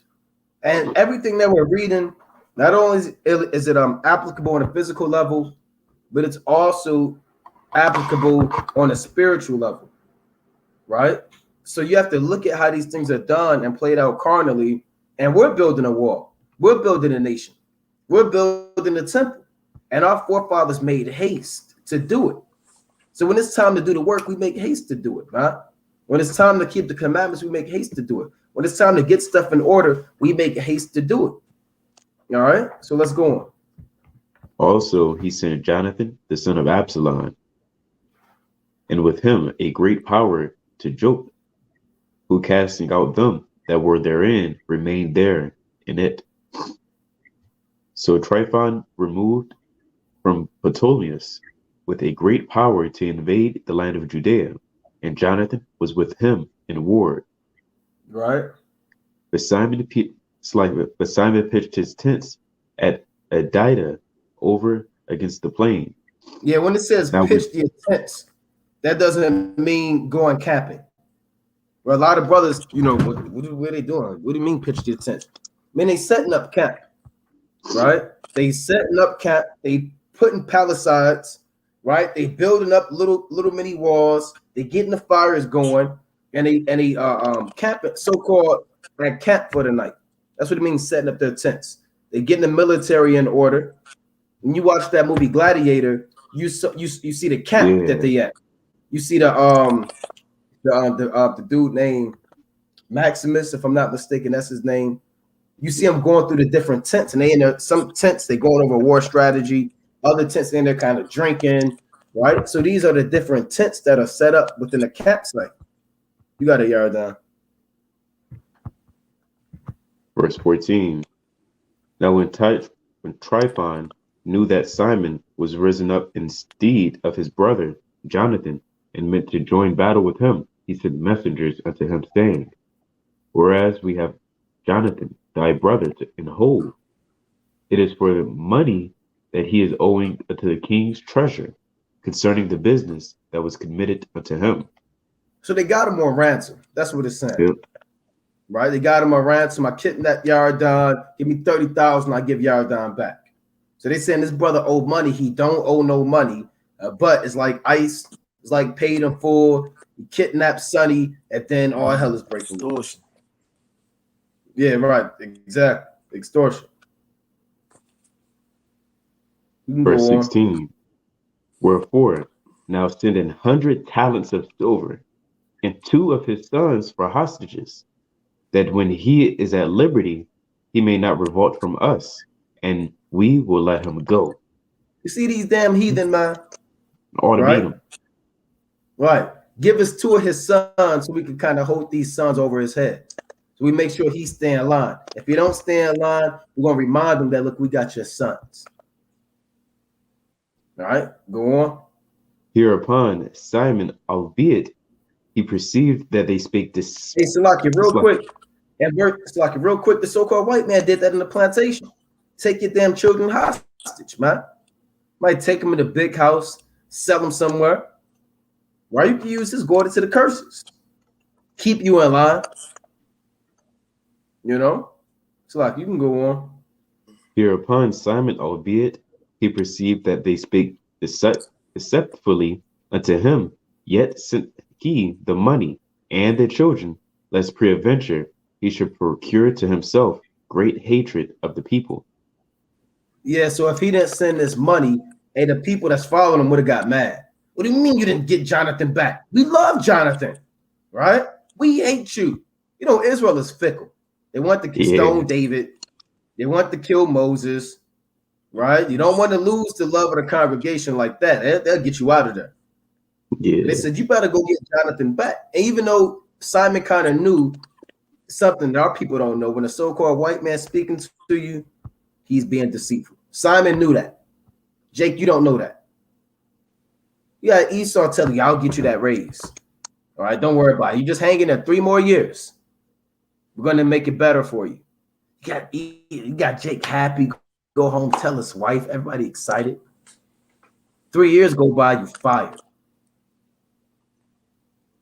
All right, so let's go on. Verse 18. Who might have said, because I sent him not the money and the children, therefore is Jonathan dead. Yeah, he didn't want to make the people upset. So he sent them the children and the 100 talents, howbeit Tryphon dissembled. Neither would he let Jonathan go. You see that? You see Esau? He sent the money. Esau didn't even let him go. Stop trusting this man. Let me get this precept real quick, man. If you don't know, God, he done sent them all his money and he still didn't let him go. This Job chapter 12 and actually I want 20, Salaki. This Job chapter 20 and verse 12. Though wickedness be sweet in his mouth, though he hide it under his tongue, though he spare it and forsake it not, but keep it still within his mouth. All right, so the so-called white man hide wickedness under his tongue, man. It will never go away. He said, give me 100,000 shekels, 100 shekels of silver, I will give you your brother back. He sent him the money. He said, I'm not giving you a damn thing back. And he probably called him a damn nigga or whatever term they had back then for him, man. You got it. Yeah, and to make another note, you know what I'm saying? Esau is the greatest actor on the earth, man. because they'll cry, Yep. right? They'll invite you to a damn Christmas party at work. They'll damn give you big muffins at your damn cube. They hate you, man. I'm not saying the Lord is saying that their spirit is crooked, but yet their face can look at you and give you muffins. They smile like that. That just goes to show you how deep and dark their wickedness is, and how they could turn it and flip it upside down at a bat of the eye, man. And that's scary, man. You know what I'm saying? You damn alligator or damn shark or a damn lion transform into a person, man. Then it can try to transfer it back right as soon as you leave, right? And that's Esau for you. This first Maccabees 7:26. Then the king sent Nicanor, one of his honorable princes, a man that bare deadly hate unto Israel, with commandments to destroy the people. It said deadly hate, meaning he was sweating, right? That mad, he was crunching up damn stuff in his hand. He bare deadly hate, man. He didn't just say, I'm tired of them. They're stronger than us and they're smarter than us. It is what it is. No, he was angry. He bare deadly hate, a perpetual hatred. So Nicanor came to Jerusalem with great force and sent unto Judas and his brethren deceitfully with friendly words. Now, his friendly words he wasn't all mad. Yeah, I think everything was going to be okay. And he shook his hand. He's probably smiling, probably cracked a joke or two. Right? Hey, at ease. Probably telling his army, hey, back up, while two men talk. It's all right. It's being deceitful and sneaky, man. It's with deceit, Salakia, deceitfully with friendly words, saying, let there be no battle between me and you.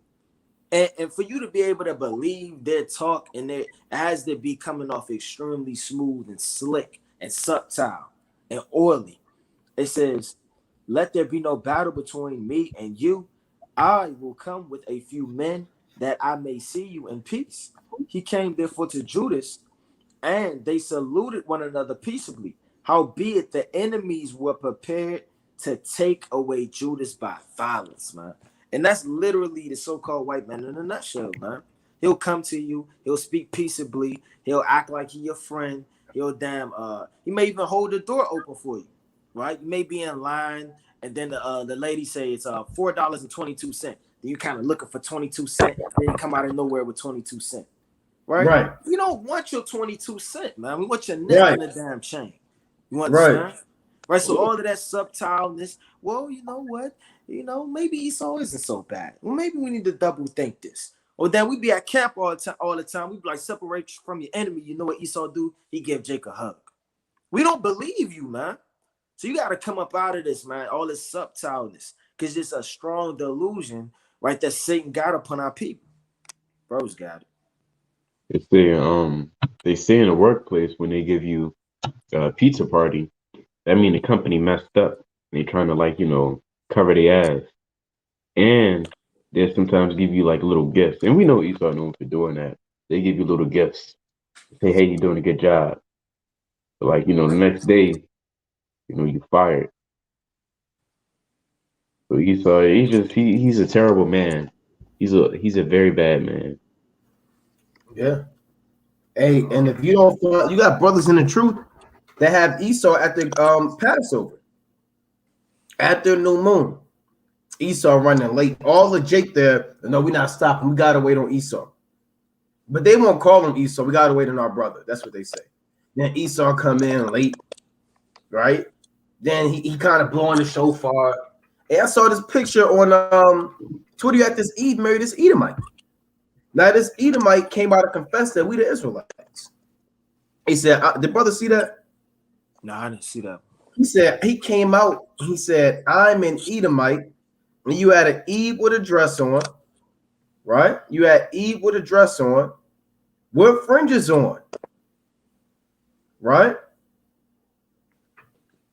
I wish I could find it, right? I have to look for it. You got this guy. Is that on Facebook? Oh, I seen that. Yeah, this guy. Yeah, Billy. He came out, and confessed. People, your history is in the Bible. In order to better understand why you're Israelites, I'm going to bring forward two witnesses from Deuteronomy 28. And I don't want to hear him bring out Deuteronomy 28. Yeah. But even the truth married that guy, right? They kind of doing their thing now. Or maybe he's not that bad because he confessed that we the Israelites, right? The Lord is not dealing with that spirit, man. That's sick. You gotta be sick. destroyed. Billy Goat. Yeah, she got a sour mind. God, let me get this. It's an eggplant. This verse, Maccabees chapter 1 and 29. It reads, and after 2 years fully expired, the king sent his chief collector of tribute unto the cities of Judah, which came into Jerusalem with a great multitude, and spake peaceable words unto them, but all was deceit. For when they had given him credence, he fell suddenly upon a city and smote it very sore and destroyed much people of Israel. When he had taken the spoils of the city, he set it on fire and pulled down the houses and the walls thereof on every side. But the women and children took they captive and possessed the cattle. See what happened when you let the so-called white man in? Right? You let him in, and he destroyed your whole damn city and set it on fire. The Lord said in Sirach chapter 12 and 10 on down, who will pity a charmer that is bitten with a serpent, or any come such as nigh wild beasts? And we won't feel bad if Esau usurp you, or bite you in the back, or stab you in the stomach, while he patting you on the back. We're not going to get, well, let's go get Esau back. No, you should have been dealing with him in the first place. You know? Yeah, and to make a quick point, paraphrasing real fast, like the scriptures say, as iron rusteth, so do is their wickedness. You understand? That's right. Iron don't rust right away. You're not gonna throw it out in the sun and then it rust overnight, and then you say, I got you. It may take damn months, man. It may take years, right? And that delusion will make you think that, you know what, maybe he's not all bad. Maybe something to this thing, right? And then out of nowhere, hey man, that iron rusted, man. Just like their wickedness, it's gonna be pulled off. You can't hide your wickedness, man, any longer, man. Thus saith the Lord. It's gonna come out in the last days. Well, let me get this precept, man. Right. And I got this real quick. It's not a precept, but it says, how long does it take iron to rust? Right? They say the steel may start to see signs of rust in as little as 4 to 5 days. See that? Yeah, so, hey, you never know in this thing, man. Can't be trusting in your enemy, man. As soon as you do that, you're going to get overthrown. Right. Let me bring out this precept. Right? It's the book of 2 Thessalonians, chapter 2, right? And I'm gonna get verse, bear with me. I'm gonna start at verse 6. It says, and now you know what withholding, that he might be revealed in his time. So he has to be revealed in due time, man. A damn flower don't just spring up out the dirt and then just got all of these damn fruits all on it, man. It don't happen like that. Gotta be watered, had to have a sun. It's a dispensation of time with everything. So with Esau, he may be Superman, he may be Batman, he may be damn Hercules and damn all this Zorro, it's Ching doing all of that. It's damn science guy. He got all the answers. Hey man, but in them last days, that mask gonna be ripped off, right? And you're gonna see him for who he is. It says what? For the mystery of iniquity doeth already work. A lot of people, hey man, it's a mystery, man. Why is the earth in shambles? Why is there chemtrails? Why are the animals getting burnt up? The natural habitats being damn burnt up. Esau tearing down the forests. You got them building streets everywhere. You got them killing the economy, right? Everything's coming down. It's still a mystery, man. People getting raped, robbed, and murdered. Their decrees and their laws that they bring in is making grievous the system and bringing it down. It's a mystery to some people, but it's obvious and plain to the righteous. For the mystery of iniquity doeth already work. Only he who now letteth will let until he be taken out of the way. So you got to understand that, man. In the latter days, he gonna be revealed. That's how we know we living in the last days, man. Brothers gotta wake up out of being drunk and sleep. We'll bring out, curses. We'll bring out slavery. We'll bring out how the Messiah look. We'll bring out salvation. Soon as we bring out, you gotta depart from your enemies. Jake walking down the street. Jake don't want to hear it no more. Jake is in a spell, and Jake want to go right back to sleep. Yeah, they put their thumb in their mouth and close their eyes and play some Tupac. This I got a quick precept. This first Maccabees 5:1. Now when the nations round about heard that the altar was built and the sanctuary renewed as before, it displeased them very much. That's very wicked, man. You're over there in your own, you doing your own thing, and you see somebody prosper, and it just displeases you. That's very wicked. Right. And the same thing happened not too long ago with Black Wall Street. They seen us prosper, and it displeased them very much. This is verse 2. Wherefore they thought to destroy the generation of Jacob, not destroy the temple, or not destroy the altar, not just a few things. They said, let's wipe them all out. I don't like what they did. Right? Let's destroy the generation of Jacob that was among them. And thereupon they began to slay and destroy the people. And these are the same people that you want. Oh, you can draw my camp. Love is love. John 3:16. Right? These are the same people that destroyed the temple, the altars, your people, the women, the children, the cattle, the fruit, everything. And you want them to come in your house and play 2K. See that? See that? The Lord not dealing with that, man. Right? I remember I did a cold cut. This was on I believe the very first cold cut channel, and I went into the top torturing mechanisms that the so-called white man did on Jake, and that thing was bad, man. Right? That thing was bad. Now this guy, I don't know what this guy, but these are some of the stuff they had, man. Whips, beating you with a metal chain, right? You know, these things are bad, man.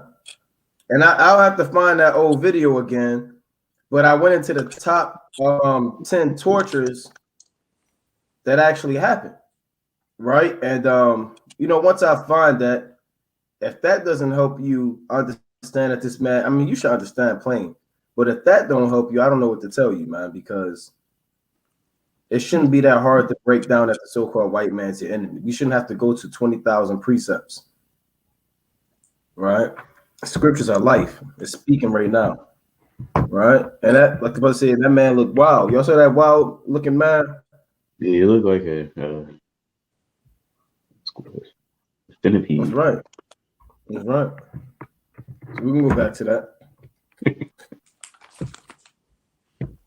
All right, First Maccabees chapter 13. This First Maccabees chapter 13, verse 6. Doubtless I will avenge my nation. Hold on, we all the way down. Oh, it's lucky. Then past that. Yeah, I highlighted that one. We 18. Con, let's read 18 again. First Maccabees chapter 13, verse 18. Who might have said, behold, that's like because I sent him not the money, and the children, therefore is Jonathan dead. So he sent them the children and 100 talents, howbeit Typhon dissembled, neither would he let Jonathan go. And after this came Typhon to invade the land and destroy it, going round about by the way that leadeth unto a door. But Simon and his host marched against him in every place wheresoever he went. Now they that were in the tower sent messengers unto Typhon to the end that he should hasten his coming unto them by the wilderness and send them victuals. Verse 22. Wherefore Typhon made ready all his horsemen to come at that night, for there fell a very great snow, by reason whereof he came not. So he departed and came into the country of Gilead. Yeah, believe. and then Lord sent that snow, right? He sent the angel down there to stir up the elements so you can have this intervention where this man doesn't invade the land, right? Let's go on. And when he came near to Bascama, he slew Jonathan, who was buried there. You see that? Afterward, See that? It's like he slew Jonathan, man. We got to kind of take a pause right there because Jonathan was a mighty man, right? That's a man of valor and a man of might. So he kind of just murdered this man. This is really an assassination, right? He assassinated Jonathan and kind of and it says who was buried there, right? So let's go on. Afterward, Tryphon returned and went into his own land. Then sent Simon and took the bones of Jonathan his brother, and buried them in Modin, the city of his fathers. And all Israel And that's made a a great righteous lamentation. thing to give your brother, to give your brother a righteous burial, right? Even the men of Samson's, Saul's kindred, went and took down the Philistines and took the bones and the body of Saul and brought it and buried it, man. Then David took the bones of Jonathan and Saul and buried it in the city of his fathers, man. All right, so giving your brother a righteous burial is very honorable. Not cremation, right? But a proper burial, you know? We can go on. Verse 26. And all Israel made great lamentation for him, and bewailed him many days. Simon also built a monument upon the sepulchre of his father and his brethren, and raised it aloft to the site, with hewn stone behind and before it. Verse 28. Moreover, he set up 7 pyramids, one against another, for his father and his mother and his 4 brethren. And in these he made cunning devices, about the which he set great pillars, and upon the pillars he made all their armor for a perpetual memory. And by the armor ships, carved, that they might be seen of all that sail on the sea. Yeah, and this thing had to be enormous. In order for ships on the sea to see this thing had to be hundreds of feet tall. We don't know how he did it. Nobody really knows. It's hard to find an image of it. But he had these pyramids, and he had like this pillar, but it was like a see-through. Then it had the armor, but it was like a light, so all the ships could kind of see what's going on. Right? Nobody really knows how this thing was done. This is a master engineering. Esau can't even build that. Esau probably got a lighthouse, but he can't build nothing like this. Right? So we can go on. Verse 30. This is the sepulchre which he made at Modin, and it standeth yet unto this day. Yeah, you can't go there and find it. Don't look for this. Esau took it down and destroyed it. Now Tryphon dealt deceitfully with the young king Antiochus, and slew him. Oh my God. Go on. Yeah. Verse 32. And he reigned in his stead, and crowned himself king of Asia, and brought a great calamity upon the land. See what happens when Esau set himself up in power? He brings great calamity in the land. All hell breaks loose, man. I can tell you in 1 Maccabees chapter 1 and 11, when Esau came into power, evils were multiplied in the earth. Right? So whenever the so-called white man set himself up in power, it's not just Tryphon. When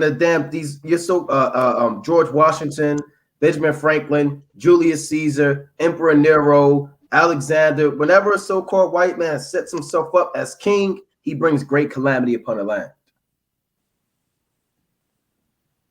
All right, so we can go on. Then Simon built up the strongholds in Judea, and fenced them about with high towers, and great walls, and gates, and barriers, and laid up victuals therein. Right. Verse 34. Moreover, Simon chose men and sent to King Demetrius, to the end he should give the land and immunity, because all that Tryphon did was to spoil. Right. Verse 35, unto whom King Demetrius answered and wrote after this manner. King Demetrius unto Simon the high priest, and friend of kings, as also unto the elders and nation of the Jews, sendeth greeting. The golden crown and the scarlet robe which ye sent unto us, we have received, and we have ready to make a steadfast peace with you, yea, and to write unto our officers to confirm the immunities which we have granted. And we know we don't believe that. Right? We don't believe it. Right? But let's go on. And whatsoever covenants we have made with you shall stand, and the strongholds which ye have builded shall be your own. As for any oversight or fault committed unto this day, we forgive it, and crown tax also which ye owe us. If there were any other tribute paid in Jerusalem, it shall no more be paid.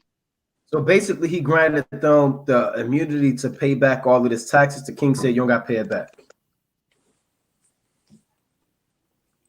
Verse 40, and look who are meet among you to be in our court. Let them be enrolled, and let there be peace betwixt us. Thus the yoke Right, we of want the you to heathen. It's like those are ambassadors, right? Send ambassadors so they can learn court affairs, court officials, and keep this treaty constantly renewed. Thus the yoke of the heathen was taken away from Israel in the 170th year.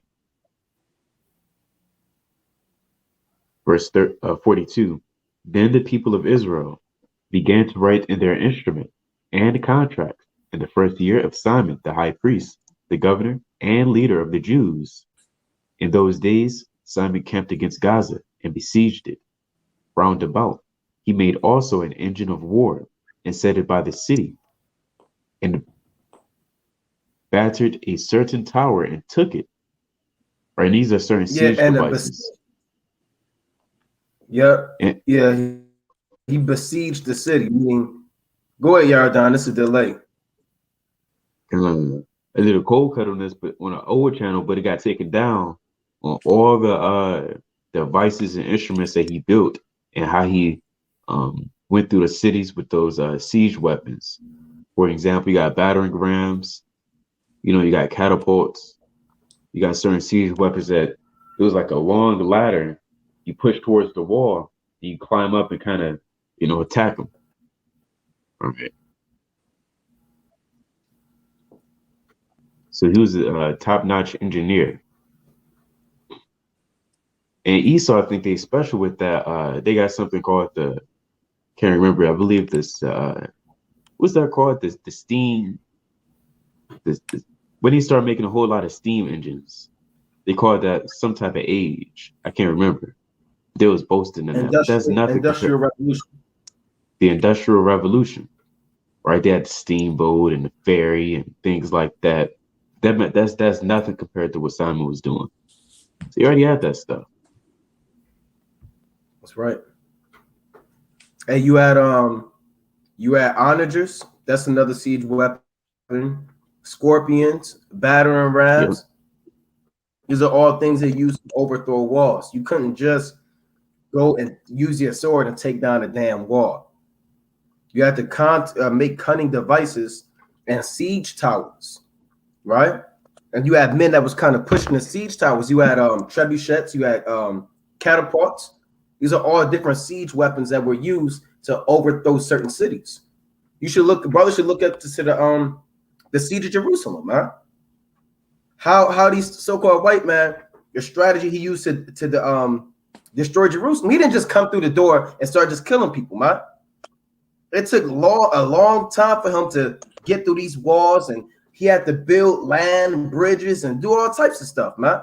Especially when the Jews went to Masada, when the Jews fled and went to Masada in this elevated place, the Romans had to build a land ramp, man, to go up there and try to fight against the Jews. Let me get this precept real quick in Luke 19. Right? Going back to the war strategy. This is Luke chapter 19, and I'll read verse 30. I'll read 42. I'll read 41. Luke 19 to 41. And when he was come near, he beheld the city and wept over it. So Yahuwah came to Jerusalem and started crying over the city, right? Saying, if thou hadst known, even thou, at least in this thy day, the things which belong unto thy peace. But now they are hid from thine eyes, meaning you don't even know what's about to happen, man. For the days shall come upon thee, Slakia, that thine enemies shall cast a trench about thee, and compass thee round, and keep thee in on every side, and shall lay thee even with the ground, and thy children within thee, and they shall not they shall not leave in thee one stone upon another, because thou knewest not the time of thy visitation. So Yahuwah prophesied of the battle formation the Romans will use to take down Jerusalem. And they will always do that. The Romans were famous for building a wall outside of your city. Like if Yardan got a house in a forest, I don't feel like taking that house down, I'll build a wall outside of his house so he can't get out. He's going to starve. He can't get food. He can't get water. And then once we know he's starved out, we coming in there. So the Romans would always do that, build a damn wall outside your damn city, man. That's a besiegement. It took the ancient Babylonians 11 years to besiege Jerusalem. Actually, longer than that. You had a siege in 605 BC. You had another one in 597 BC, and they finally sacked Jerusalem in 586 BC. So it took them a long time for even Nebuchadnezzar to come into Jerusalem. Sieges don't just happen overnight. Northern Kingdom just didn't get taken captive overnight. These things take years, man, to take a whole city down. You know? You got it.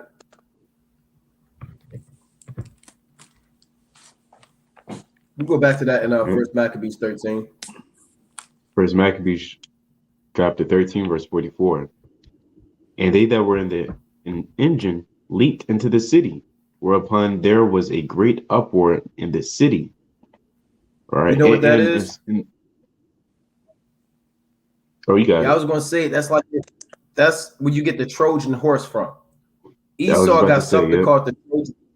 Yeah, Esau got something called the Trojan horse.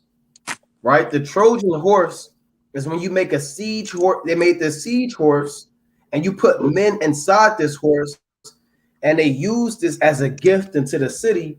But it was really a siege weapon because you had men inside it. Then in the middle of the night, they jumped out the horse and start killing everybody. That's what Simon been doing, stuff like that, man. Right? He been did that. He made this big siege weapon. He snuck men inside of his weapon. Imagine putting men inside of a weapon.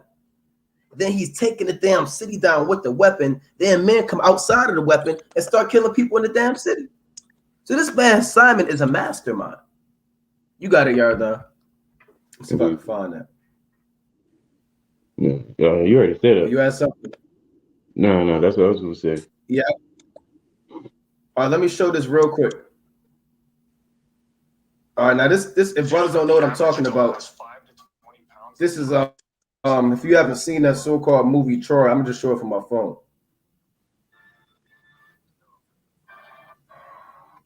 So they brought this siege weapon into the city in ancient Greece. Now they thought it was a gift, but it's people inside this thing. They don't know though. You can look it up on your own. You can say, well, why are you not showing the whole movie? Or you can check it out. So they're pulling this into the city.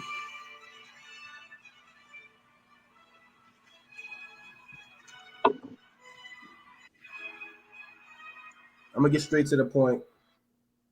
So now the horse kind of in there. But check this out. You see his men inside this thing. This is what Simon did. He had men inside this thing that they poured into the city. See how they kind of snuck out? They got this from the scriptures.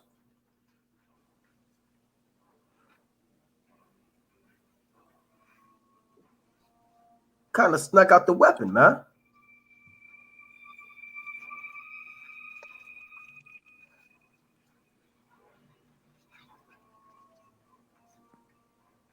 And that's a good movie too. If you like old war movies, that's not a bad movie.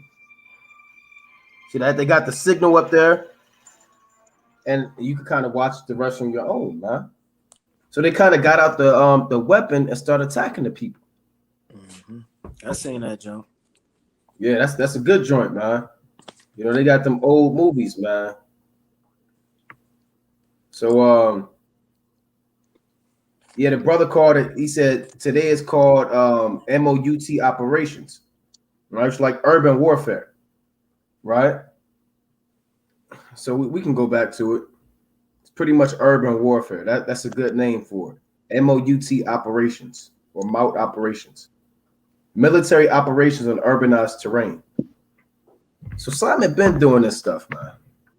We can go back to Maccabees. First Maccabees chapter 13, verse 44.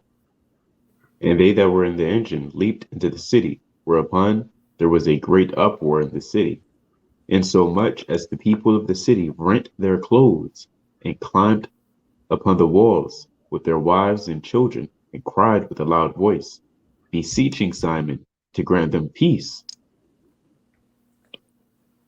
And they said, deal not with us according to our wickedness, but according to thy mercy. Verse 47. So Simon was appeased towards them, and fought no more against them, but put them out of the city, and cleansed the houses wherein the idols were, and so entered into it with songs and thanksgiving. Right. Verse 48, he evicted them pretty much. Yea, Right. he put all uncleanness out of it, and placed such men there as would keep the law, and made it stronger than it was before, and built therein a dwelling place for himself. So he took over the city. He doing his thing, man. Right? Let's go on. They also of the tower in Jerusalem were kept so straight that they could neither come forth nor go into the country, nor buy nor sell, wherefore they were in great distress for want of victuals, and a great number of them perished through famine. That's literally what Yahuwah was talking about. You keep them in. Nobody could come in. Nobody can come out. Everybody die of a famine. You don't have to waste manpower. You don't have to get your sword drawn. You don't have to worry about that. They're going to die on their own. That's military strategy. Right? You can go on. Esau do that now. It's like Esau do that when it's a hostage situation. And they put all the snipers around the building, and they put they roll the tape around. They put a SWAT truck up, like the movie Inside Man, when they had to rob the bank and they had to send all the people around. They blocked off everybody. Nobody could come in the bank. Nobody could leave, man. You know? Verse 50. Then cried they to Simon, beseeching him to be at one with him. Slakia. Did I read that? Oh, yeah, verse 50. Then cried they to Simon, beseeching him to be at one with them, which thing he granted them. And he, and when he had put them out from thence, he cleansed the tower from pollutions,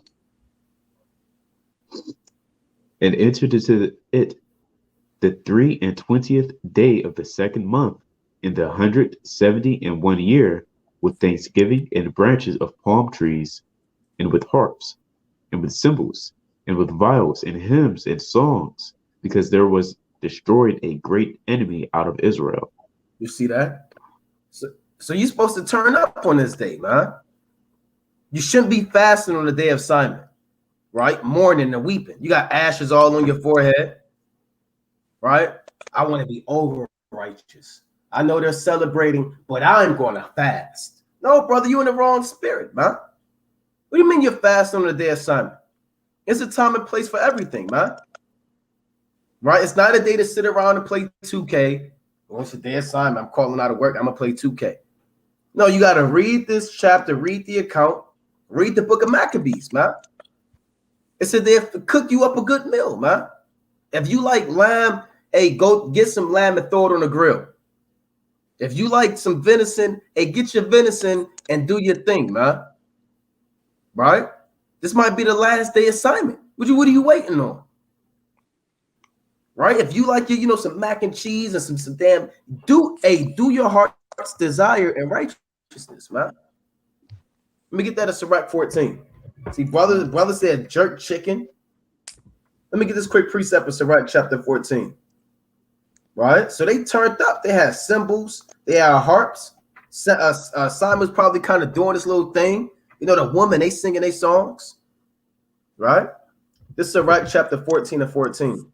Defraud not thyself of the good day, and let not the part of a good desire overpass thee. So don't let, jerk lamb chops, man. So brothers throwing ideas in there. Nachos, you might not know what to do. Hey, these brothers helping you out. Get that good wine poured up. That wine you've been saving, use it for the day of Simon, because there was destroyed a great enemy out of Israel. Don't rob yourself for the good day. Don't sit there and say it's the day of Simon. I got to have my head down. Don't try to read the whole Bible in one day for the day of Simon. You get your reading in, you get your feasting in, you're drinking, you're rejoicing. You got it. Con, I was just gonna say, like the brother touched on, man. It say harps and cymbals and with vowels, man. So in the ancient world, they didn't have boom boxes and damn radio systems, man. They literally was playing these instruments, man. And that was beautiful, man. Imagine all of our forefathers, they roundabout, got the wine, right? Got the damn congos, got the damn cymbal. Everybody on beat, right? Damn, got the damn music playing, right? And there's no telling, man. I want to hear them songs in the ancient world. Now they got Megan Thee Stallion, right? Lil Baby, right? What they got? Damn. All the babies, man. They got 15 babies, man. They got their kids spirit, right? The Lord not dealing with that, man. And they had I'm led to believe they was writing out music. All right, this is the beat. It's gonna be up till that everybody was kind of looking at it, and it was all in harmony, man. And it was beautiful through the spirit. They had woman singers, man singers, and that thing was beautiful, man. Right? And everybody was cooking out, right? So you gotta kind of do your thing, man. Don't be sitting in the bed or just I'm gonna just watch the TV all day, right? I'm gonna just relax, or I'm gonna read the book of Ezekiel till I fall asleep. Brother, turn up, man, in righteousness. Right. Yeah, that's wicked, man. Right? You want to make sure you get into this thing. Hey, man, if you got a good garment, and throw that garment on, man. That's right. Take that old white beater off, man. With the damn mustard stain right there. You got one hole in it because you kind of got into it with somebody in the 8th grade. You still got the damn beater on for middle school, man. Right? Take that off, man. Hey, take a shower, get yourself together, throw some oil on your beard. Do your thing. You sister, put your hair wrap on. Throw your dress on. You did it for the so-called white man. For July 4th. I know Eve, they had the damn one piece, man. They had the American flag one piece. It was like leggings too.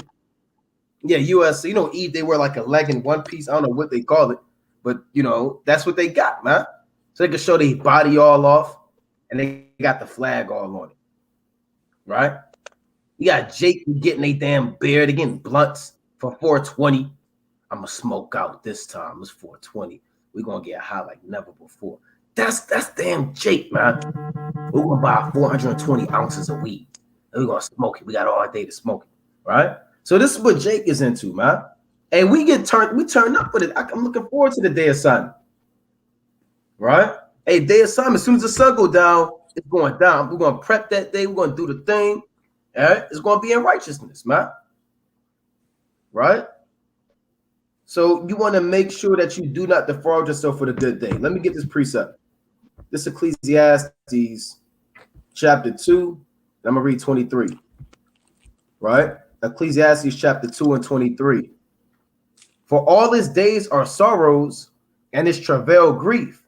Yea, his heart taketh not rest in the night. This is also vanity. Meaning you don't get no rest here. This place is captivity.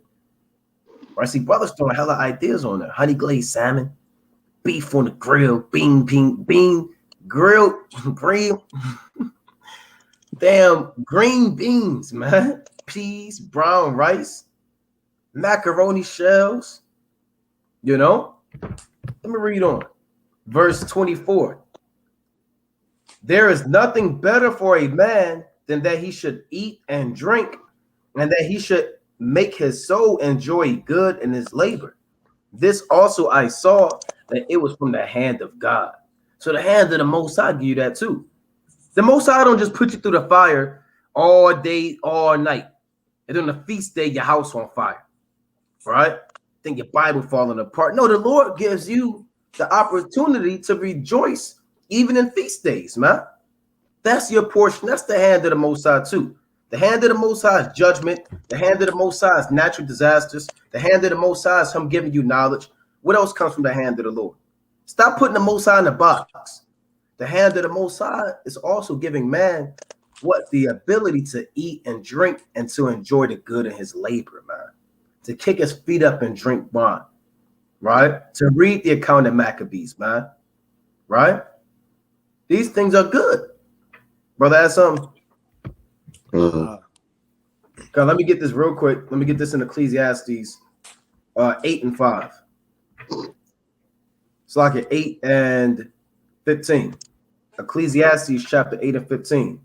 Then I commended mirth, because a man hath no better thing under the sun than to eat and to drink and to be merry, for that shall abide with him of his labor the days of his life, which the Most High giveth him under the sun. So Solomon kind of commended mirth and say, hey, this mirth thing kind of make you feel good, man. The feast days, you know, when you see your brethren, right? Brothers come together, they eating and drinking, and that's a pleasant thing when brethren dwell together in unity, man. All right, wives, they do it, sisters, they doing their thing. You got the brothers doing their thing, got the kids kind of running around doing their thing.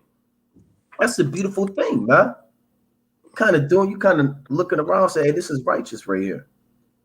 Right? So you want to get into the spirit of keeping these feast days, man. Right? Don't have your head down. Don't fast. Prep. Make sure you get you get yourself something to eat. You buy that bottle of wine, or you might like some beer or something.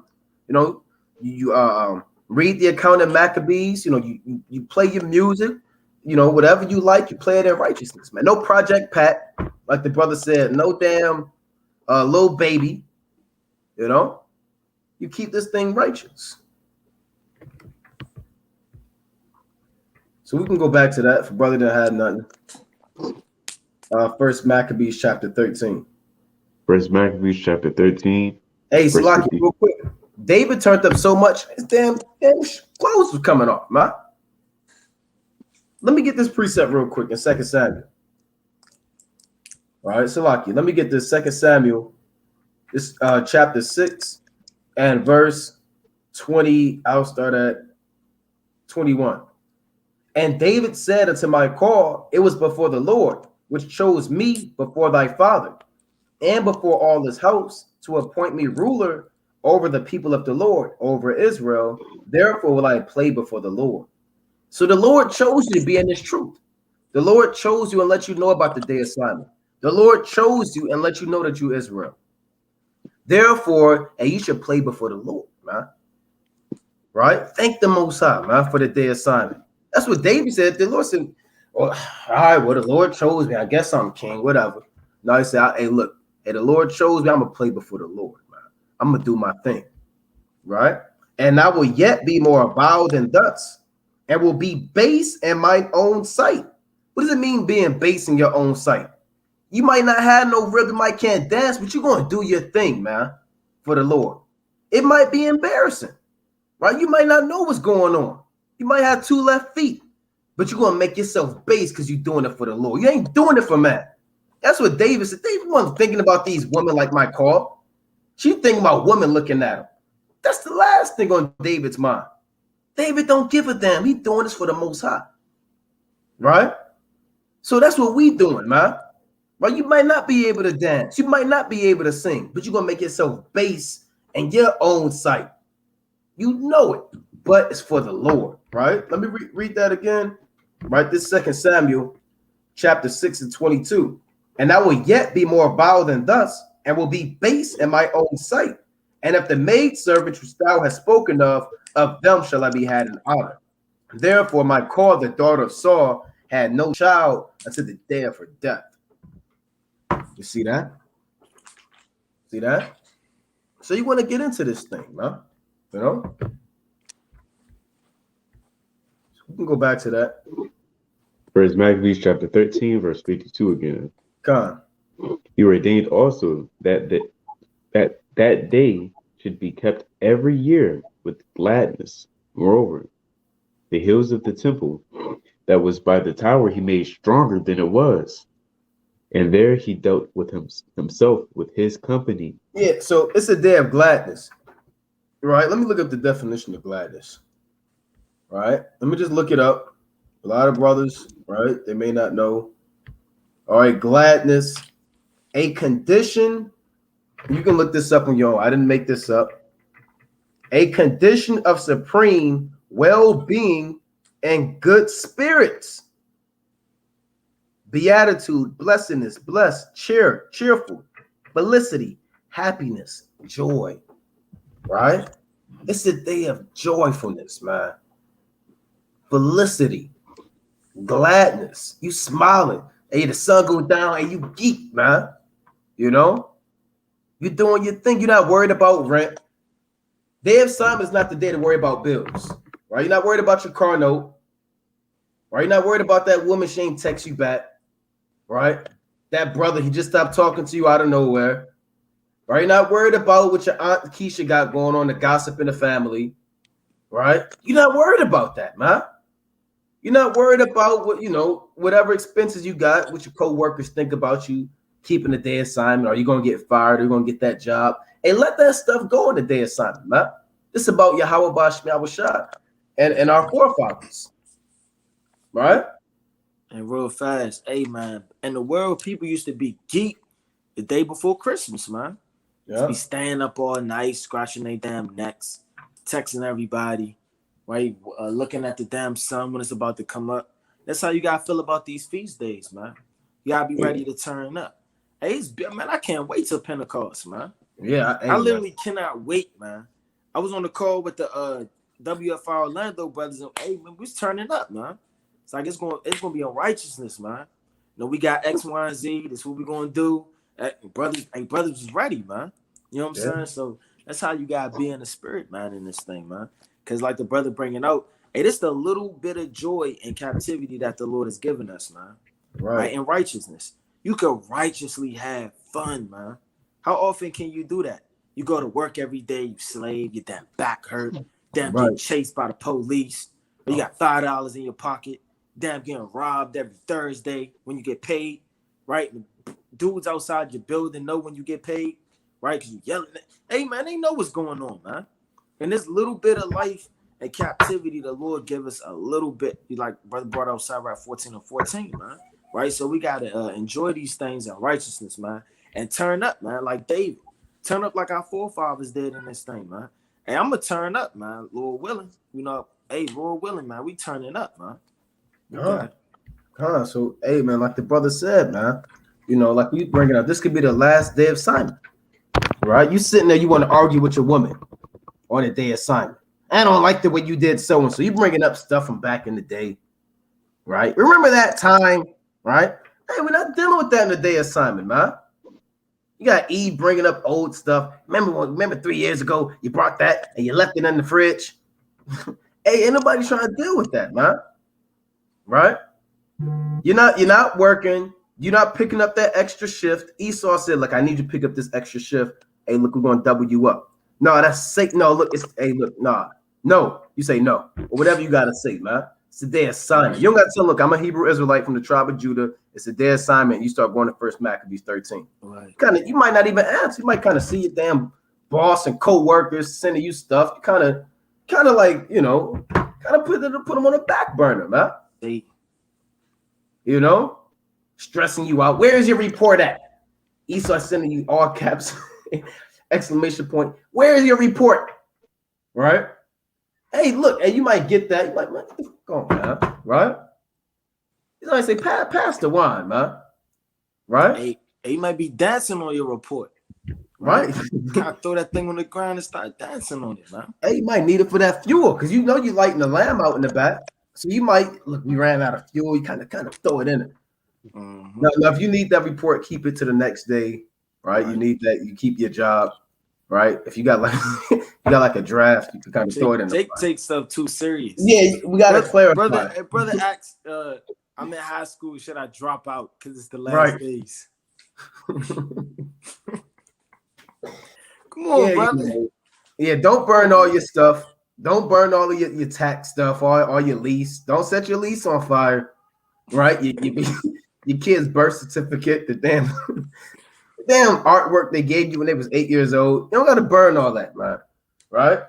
We gotta say that though, right? We gotta emphasize because Jake's spirit, man. They'll take anything and just go over the top. Yeah. I wanted to get this precept real quick, man. Right. Let me go to 2 Chronicles. All right. I believe I want chapter 30.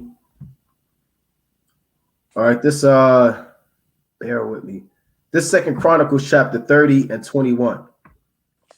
And the children of Israel that were present at Jerusalem kept the feast of unleavened bread 7 days with great gladness, and the Levites and the priests praised the Lord day by day, singing with loud instruments unto the Lord.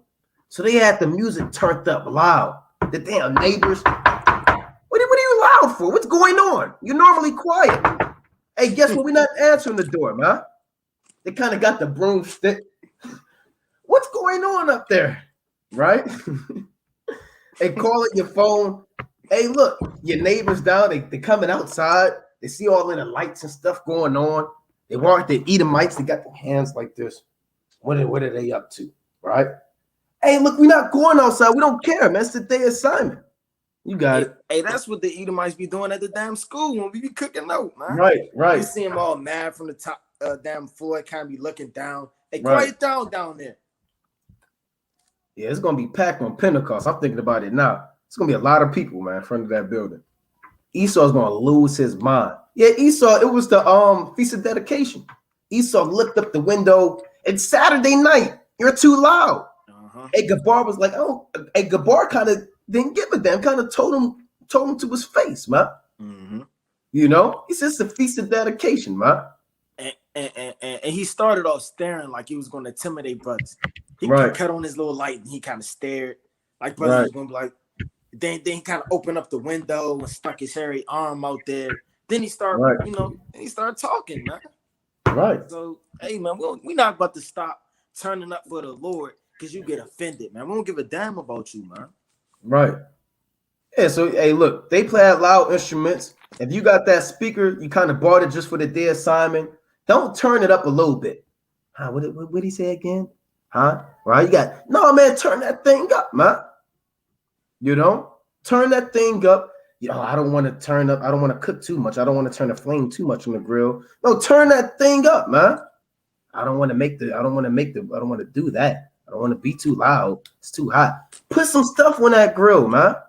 Well, I normally don't use this seasoning. I'm going to put this one up. I'm going to save this one for Jacob's trouble. Brother, take that seasoning you thought you was going to save for Jacob's trouble out your damn bug out bag and throw it on the lamb, man. It's the day of Simon. You got it, Yardan. You had something? I guess so. I was gonna say, Esau, they turn up on their days, and you don't say much about it, and you don't, kind of let Esau do their thing, and you real comfortable with it, right? They got to get comfortable with us keeping these commandments, and in this captivity, and they got to deal with it. We got to deal with and gunshots and explosive devices and 4th of July to like 3 a.m. Right. They'll be okay one day. Don't worry and stress. My music too loud. I'll put in my headphones. Have a headphone party. Right. Come right. Hey, this Ecclesiastes 9-10. Whatsoever thy hand findeth to do it with thy might, man. So, hey, man, if you cook that fish with all your might, man. Hey, turn up the music with all your might. Dance with all your might, man.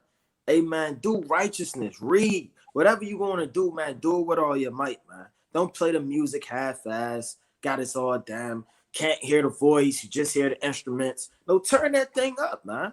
right? You going ball, play ball, man. Enjoy this day, man. That's what you got to do, man. You got the family out there. You got the damn kids. You got the elders, right? You got cousins and brothers and sisters, everybody coming out. And you got to enjoy these things. It say, whatsoever thy hand findeth to do it with thy might. For there is no work, nor device, nor knowledge, nor wisdom in the grave whether thou goest, man. And you got a lot of people when they damn 40 and 50 years old, only if I had the guts to do that. If I would have tried out for the basketball team, I might have went pro. Well, it's too late, man. You was playing around, man. And you can't do that in the day of judgment, man. You're going to get beamed up or you're going to get destroyed, man. So now is the time to turn up, to read the most, right? To be on fire, to exhortate your brethren, right? To be a father to the fatherless, be there for the elders and the sick and the shut in. Now is the time to do everything with your might, man. You know? That's right. Let me get this real quick. This is right. 32 and 5. A concert of music and a banquet of wine is as a signet of carbuncle set in gold. And even sisters, hey, they gotta be into this thing too. Esther threw a banquet, man. Eve threw a whole banquet. Right? You got sister. I don't want to do this. I'm just keep my head down and shut the hell up as a woman of the Lord. Right? Just watch my children and shut my damn mouth. Hey, sister, you can eat and drink too, man. So I'ma just shut my damn mouth, right? No, look, you you can eat and drink too, man. You can cook, you can get in the grill. I mean, not in the grill, well, whatever, man. You can do your thing, right? In righteousness, man. Hey, man, you never know. Hey, verse 6. As a signet of an emerald set in a work of gold, so is the melody of music with pleasant mind. And if you want to know how to have a good time at a feast day, hey, come to a WFI feast day, man. Right? Well, I don't know how to have a good feast day. I don't know what to do. Hey, man, come to a WFI feast day. We will show you. We won't hesitate. Yeah, we're going to get you right, like the brother said. Well, I don't know. How do I have fun? I just came out the military. I have just reading the book of Lamentations, morning and woe. Right? All you know is Lamentations, morning and woe. Hey, we're going to help you out, brother. Right. We're going to, brother, we got you. We got you, sister. Right? We're going to make the most out of these feast days that the Lord gave us, man. That's right. You know? That's right, man. Hey, man, let me get this precept real fast. Because, the Lord, let's go. Let me get this in Matthew 22. Right? It's the book of Matthew, chapter 22, and verse number 3. Right? And it says, and it's talking about the kingdom of heaven. It says, and sent forth his servants to call them that were bidden to the wedding, and they would not come. Again, he sent forth other servants, saying, tell them which are bidden, behold, I have prepared my dinner, man. So in the banquet, it's not going to be on a physical level. The Lord kind of come down. He got a big old table on earth. He got all of the meat down there. He got the macaroni and cheese. It's not going to happen like that. But in the spirit, the Lord is telling you straight up and down, he's a good host. We're about to turn up. This is the kingdom of heaven. We got all the meats and righteousness that are clean. We got everything you need. And we're going to turn up in this thing, and we're going to forever be in a marriage. You understand?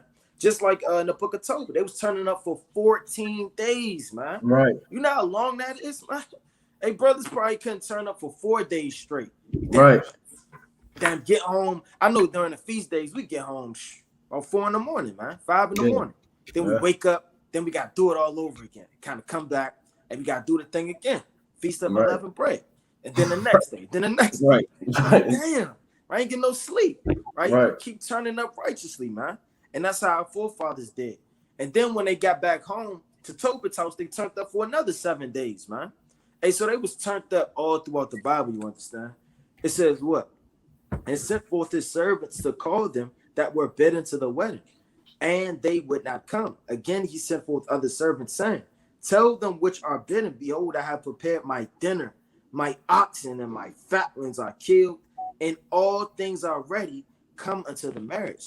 So this marriage that the Lord is preparing is not going to be all quiet and docile and I don't know, Lord, and goddamn get the tuxedo. No, man, it's going to be a festival, man. It's going to be turned up in righteousness, and we're going to be calling upon the name of the Lord when we get beamed up, Lord willing. All right. And this another precept to link with that. This Luke chapter 15 and 22. But the father said to his servants, bring forth the best robe and put it on him, and put a ring on his hand and shoes on his feet. Now, this is all that's parabolic, meaning clothe this brother who came into the knowledge. Clothe this brother who came into the truth with wisdom, knowledge, and understanding. That's what the robe and the ring and the shoes represent, meaning to cover his nakedness. But these things, these parables are only based off of events that Yahuwah is familiar with that happened in the ancient world. Right? He didn't make up this concept of putting on your best robe out of his own imagination. Yahuwah went to a wedding. He knew the lifestyle of our people and what they did. Right? Yahuwah was even complimented for bringing forth the best wine for last, man. That was the Lord. He brought the best wine for last. All right, reading on. And bring hither the fatted calf and kill it, and let us eat and be merry. For this my son was dead and is alive again. He was lost and found, and they began to be merry. Hey, we was dead, man. We was in the world. We was niggas. We could still be in the world.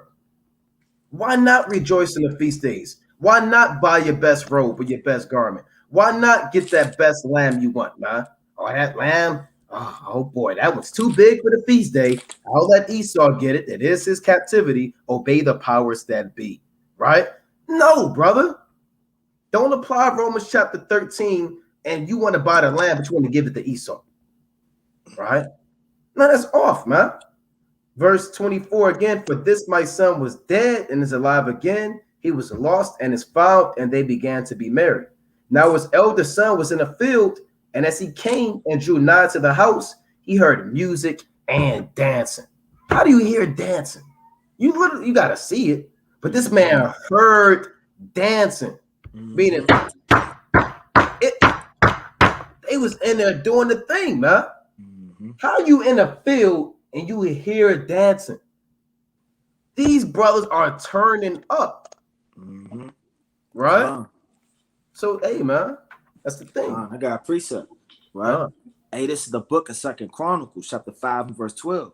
Also the Levites, which were the singers, all of them of Asaph and Haman and Jeduthun, with their sons and their brethren, being arrayed in white linen. So they was fresh, man, when they was turning up, man. They didn't come with a dingy old white beater on, right? And they just kind of showed up with a wrinkled shirt, man. Said white linen, having cymbals and psalteries and harps, stood at the east of the altar, and with them 120 priests sounding trumpets. 120 priests, man. Man, one trumpeter sound loud as hell if somebody get to playing with it with all their might. Somebody, they kind of going crazy. Imagine 102. They wasn't all on one accord and one beat, man. They always hitting the notes at the same time. You probably could hear that thing hundreds of miles away, man. You got to understand that. When you driving in traffic, passing the damn football stadium, you at halftime you hear them turning up. You see the damn what do they call them? Fireworks shooting up. You see the damn people flipping around and all the foolishness, man. How much more righteousness with real instruments? This is not a boombox system. It's not going to be the DJ set. You get a DJ, man. It came even to pass as the trumpeters and the singers were as one to make one sound, man. Yeah, that's fire. You got the movie Drumline, they all damn marching to the beat. Right. And then everybody damn hitting the damn big drum at the same time. And that was like that in the ancient world. It said to make one sound, to be hearing and praising and thanking the Lord. And when they lifted up their voice with the trumpets and cymbals and instruments of music and praised the Lord, saying, for he is good, for his mercy endure forever, that then the house was filled with a cloud, even the house of the Lord. So they was turning up so damn much. Hey, the Lord came on the scene, man. So, hey, man, that's how we got to get down, man. We got to praise the Lord just like our forefathers and foremothers. God. Hey, this the Lord coming on the scene too. This 1 Samuel 4 and 5. And when the ark of the covenant of the Lord came into the camp, all Israel shouted with a great shout, so that the earth rang again. It's a damn earthquake, man. Damn buildings shaking, damn walls crumbling, tents falling apart. the earth opening up, they was turning up so much they caused the earthquake, man. Jake don't turn up like that now.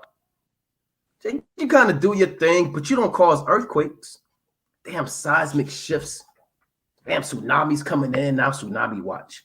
It's a tsunami watch on the news because Jake is turning up on the day of Simon. If you don't cause a tsunami watch, then you didn't really turn up on the day of Simon. We getting on you. If there's not the helicopters over trying to figure out what's going on in this house, then you're not really doing the thing, man. You know? They got another one. It's the book of Sirach, chapter 43 and verse 30. When you glorify the Lord, exalt him as much as you can, man. Right. So don't clap like this. And even in wicked Christianity, you got old people clapping their damn hands red, man. Right, They're trying to out-clap one another, trying to out-stomp one another, right? Hey, that's the wickedness, man. Right. How much more righteousness? It's a, when you glorify the Lord, exalt him as much as you can, for even yet will he far exceed. And when you exalt him, put forth all your strength. So you should be damn popping the damn vein in your neck. You screaming so loud, your voice going out. You feeling like you about to pass out, man. It says, and be not weary when ye, Salaki, and be not weary, for ye can never go far enough. So you could damn stomp your feet. You could damn turn up. You could jump up and down. You could beat your damn chest. You could play the musical instruments till your hands bleed. Hey, the Lord is still magnificent. He's going to far exceed farther than that. You understand? And a day of Simon, quick point, is not a Sabbath day, right? It is not a Sabbath. It's just a day of gladness and a day of feasting. You can cook, you can rejoice, you understand, but it is not treated as a Sabbath day. All right. No one in the scriptures does say the day of Simon is a Sabbath. All right. So you want to make sure you understand that too. You can't buy your holy days, pursuing the Nehemiah 10 and 31, but you don't treat it like a Sabbath. Just to put that out there too. So yes, you can cook. Yes, you can feast. You can do your thing. You can do your pleasures on the day of Simon, man. And righteousness. All right. Brothers, got anything else you want to bring out? Yeah, I bring out a closer precept. Con. I got to finish off 53. Okay, Lucky, you ain't finished the chapter. And when Simon, it's like this first Maccabees 13 and 53. And when Simon saw that John his son was a valiant man, he made him captain of all the host and dwelt in Gaza. That's right. That's right. Right. It's the book of Revelation, chapter 3, and verse number 2. And it reads, be watchful and strengthen in the things which remain that are ready to die, for I have not found our works perfect before Yahuwah. Right. So none of our works are perfect yet. Right. We still need work to do. We still need to continue to build, right? Continue to teach, exhortate, continue to have faith. Right. We got to continue to endure unto the end. It says, remember therefore how thou hast received and heard, and hold fast. So a lot of brothers, they got to put that to their daily routine, man, is endurance. Right? Endurance isn't talked about that much. It's always infinite wisdom and the parables and the deep, dark secrets and what knowledge, what love are. It's not about that, man. It's about sincerity, keeping the commandments, having clean hands and endurance in this thing, man. And in due season, the Lord is going to raise up that humble man that's putting in the work, man. You got to understand it. First and foremost, you got to hold fast. Hold fast to the commandments and righteousness. It says, and repent. So you got to be repenting every day, man. If you got all this knowledge and you're going in all these breakdowns and you're not repenting every day, that's going to be useless. We want to be found spotless and blameless before our Lord Yahuwah. And it says what?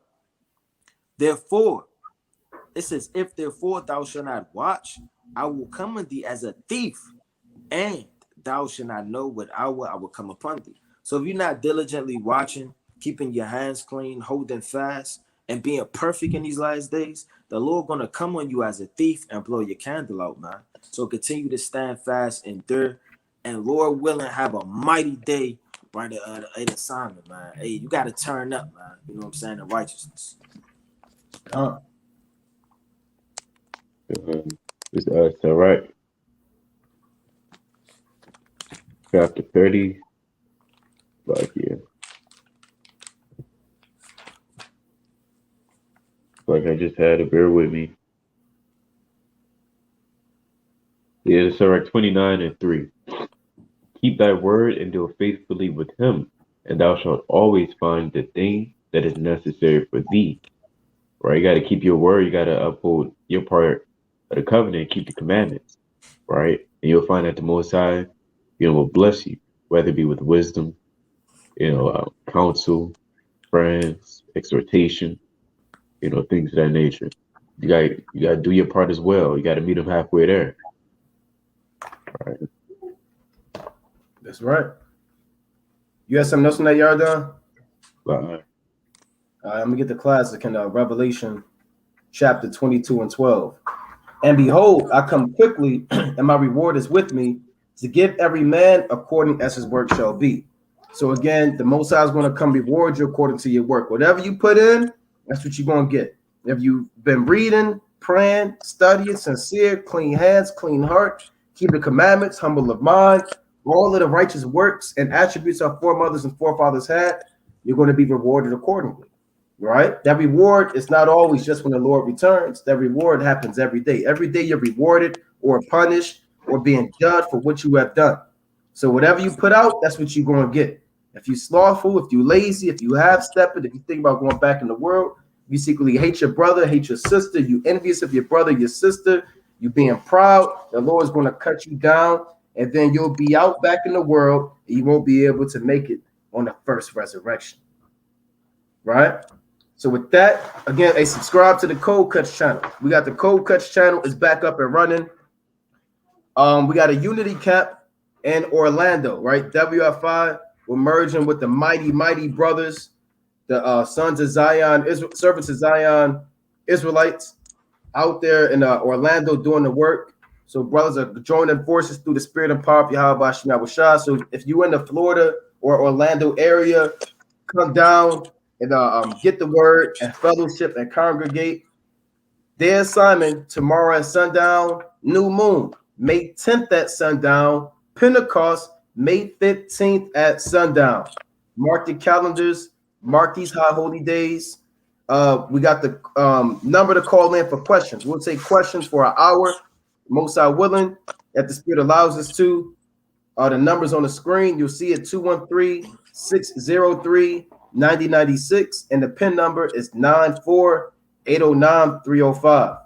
Again, that number is 213-603-9096, and that PIN number to call in for questions, sincere questions, is 94-809-305.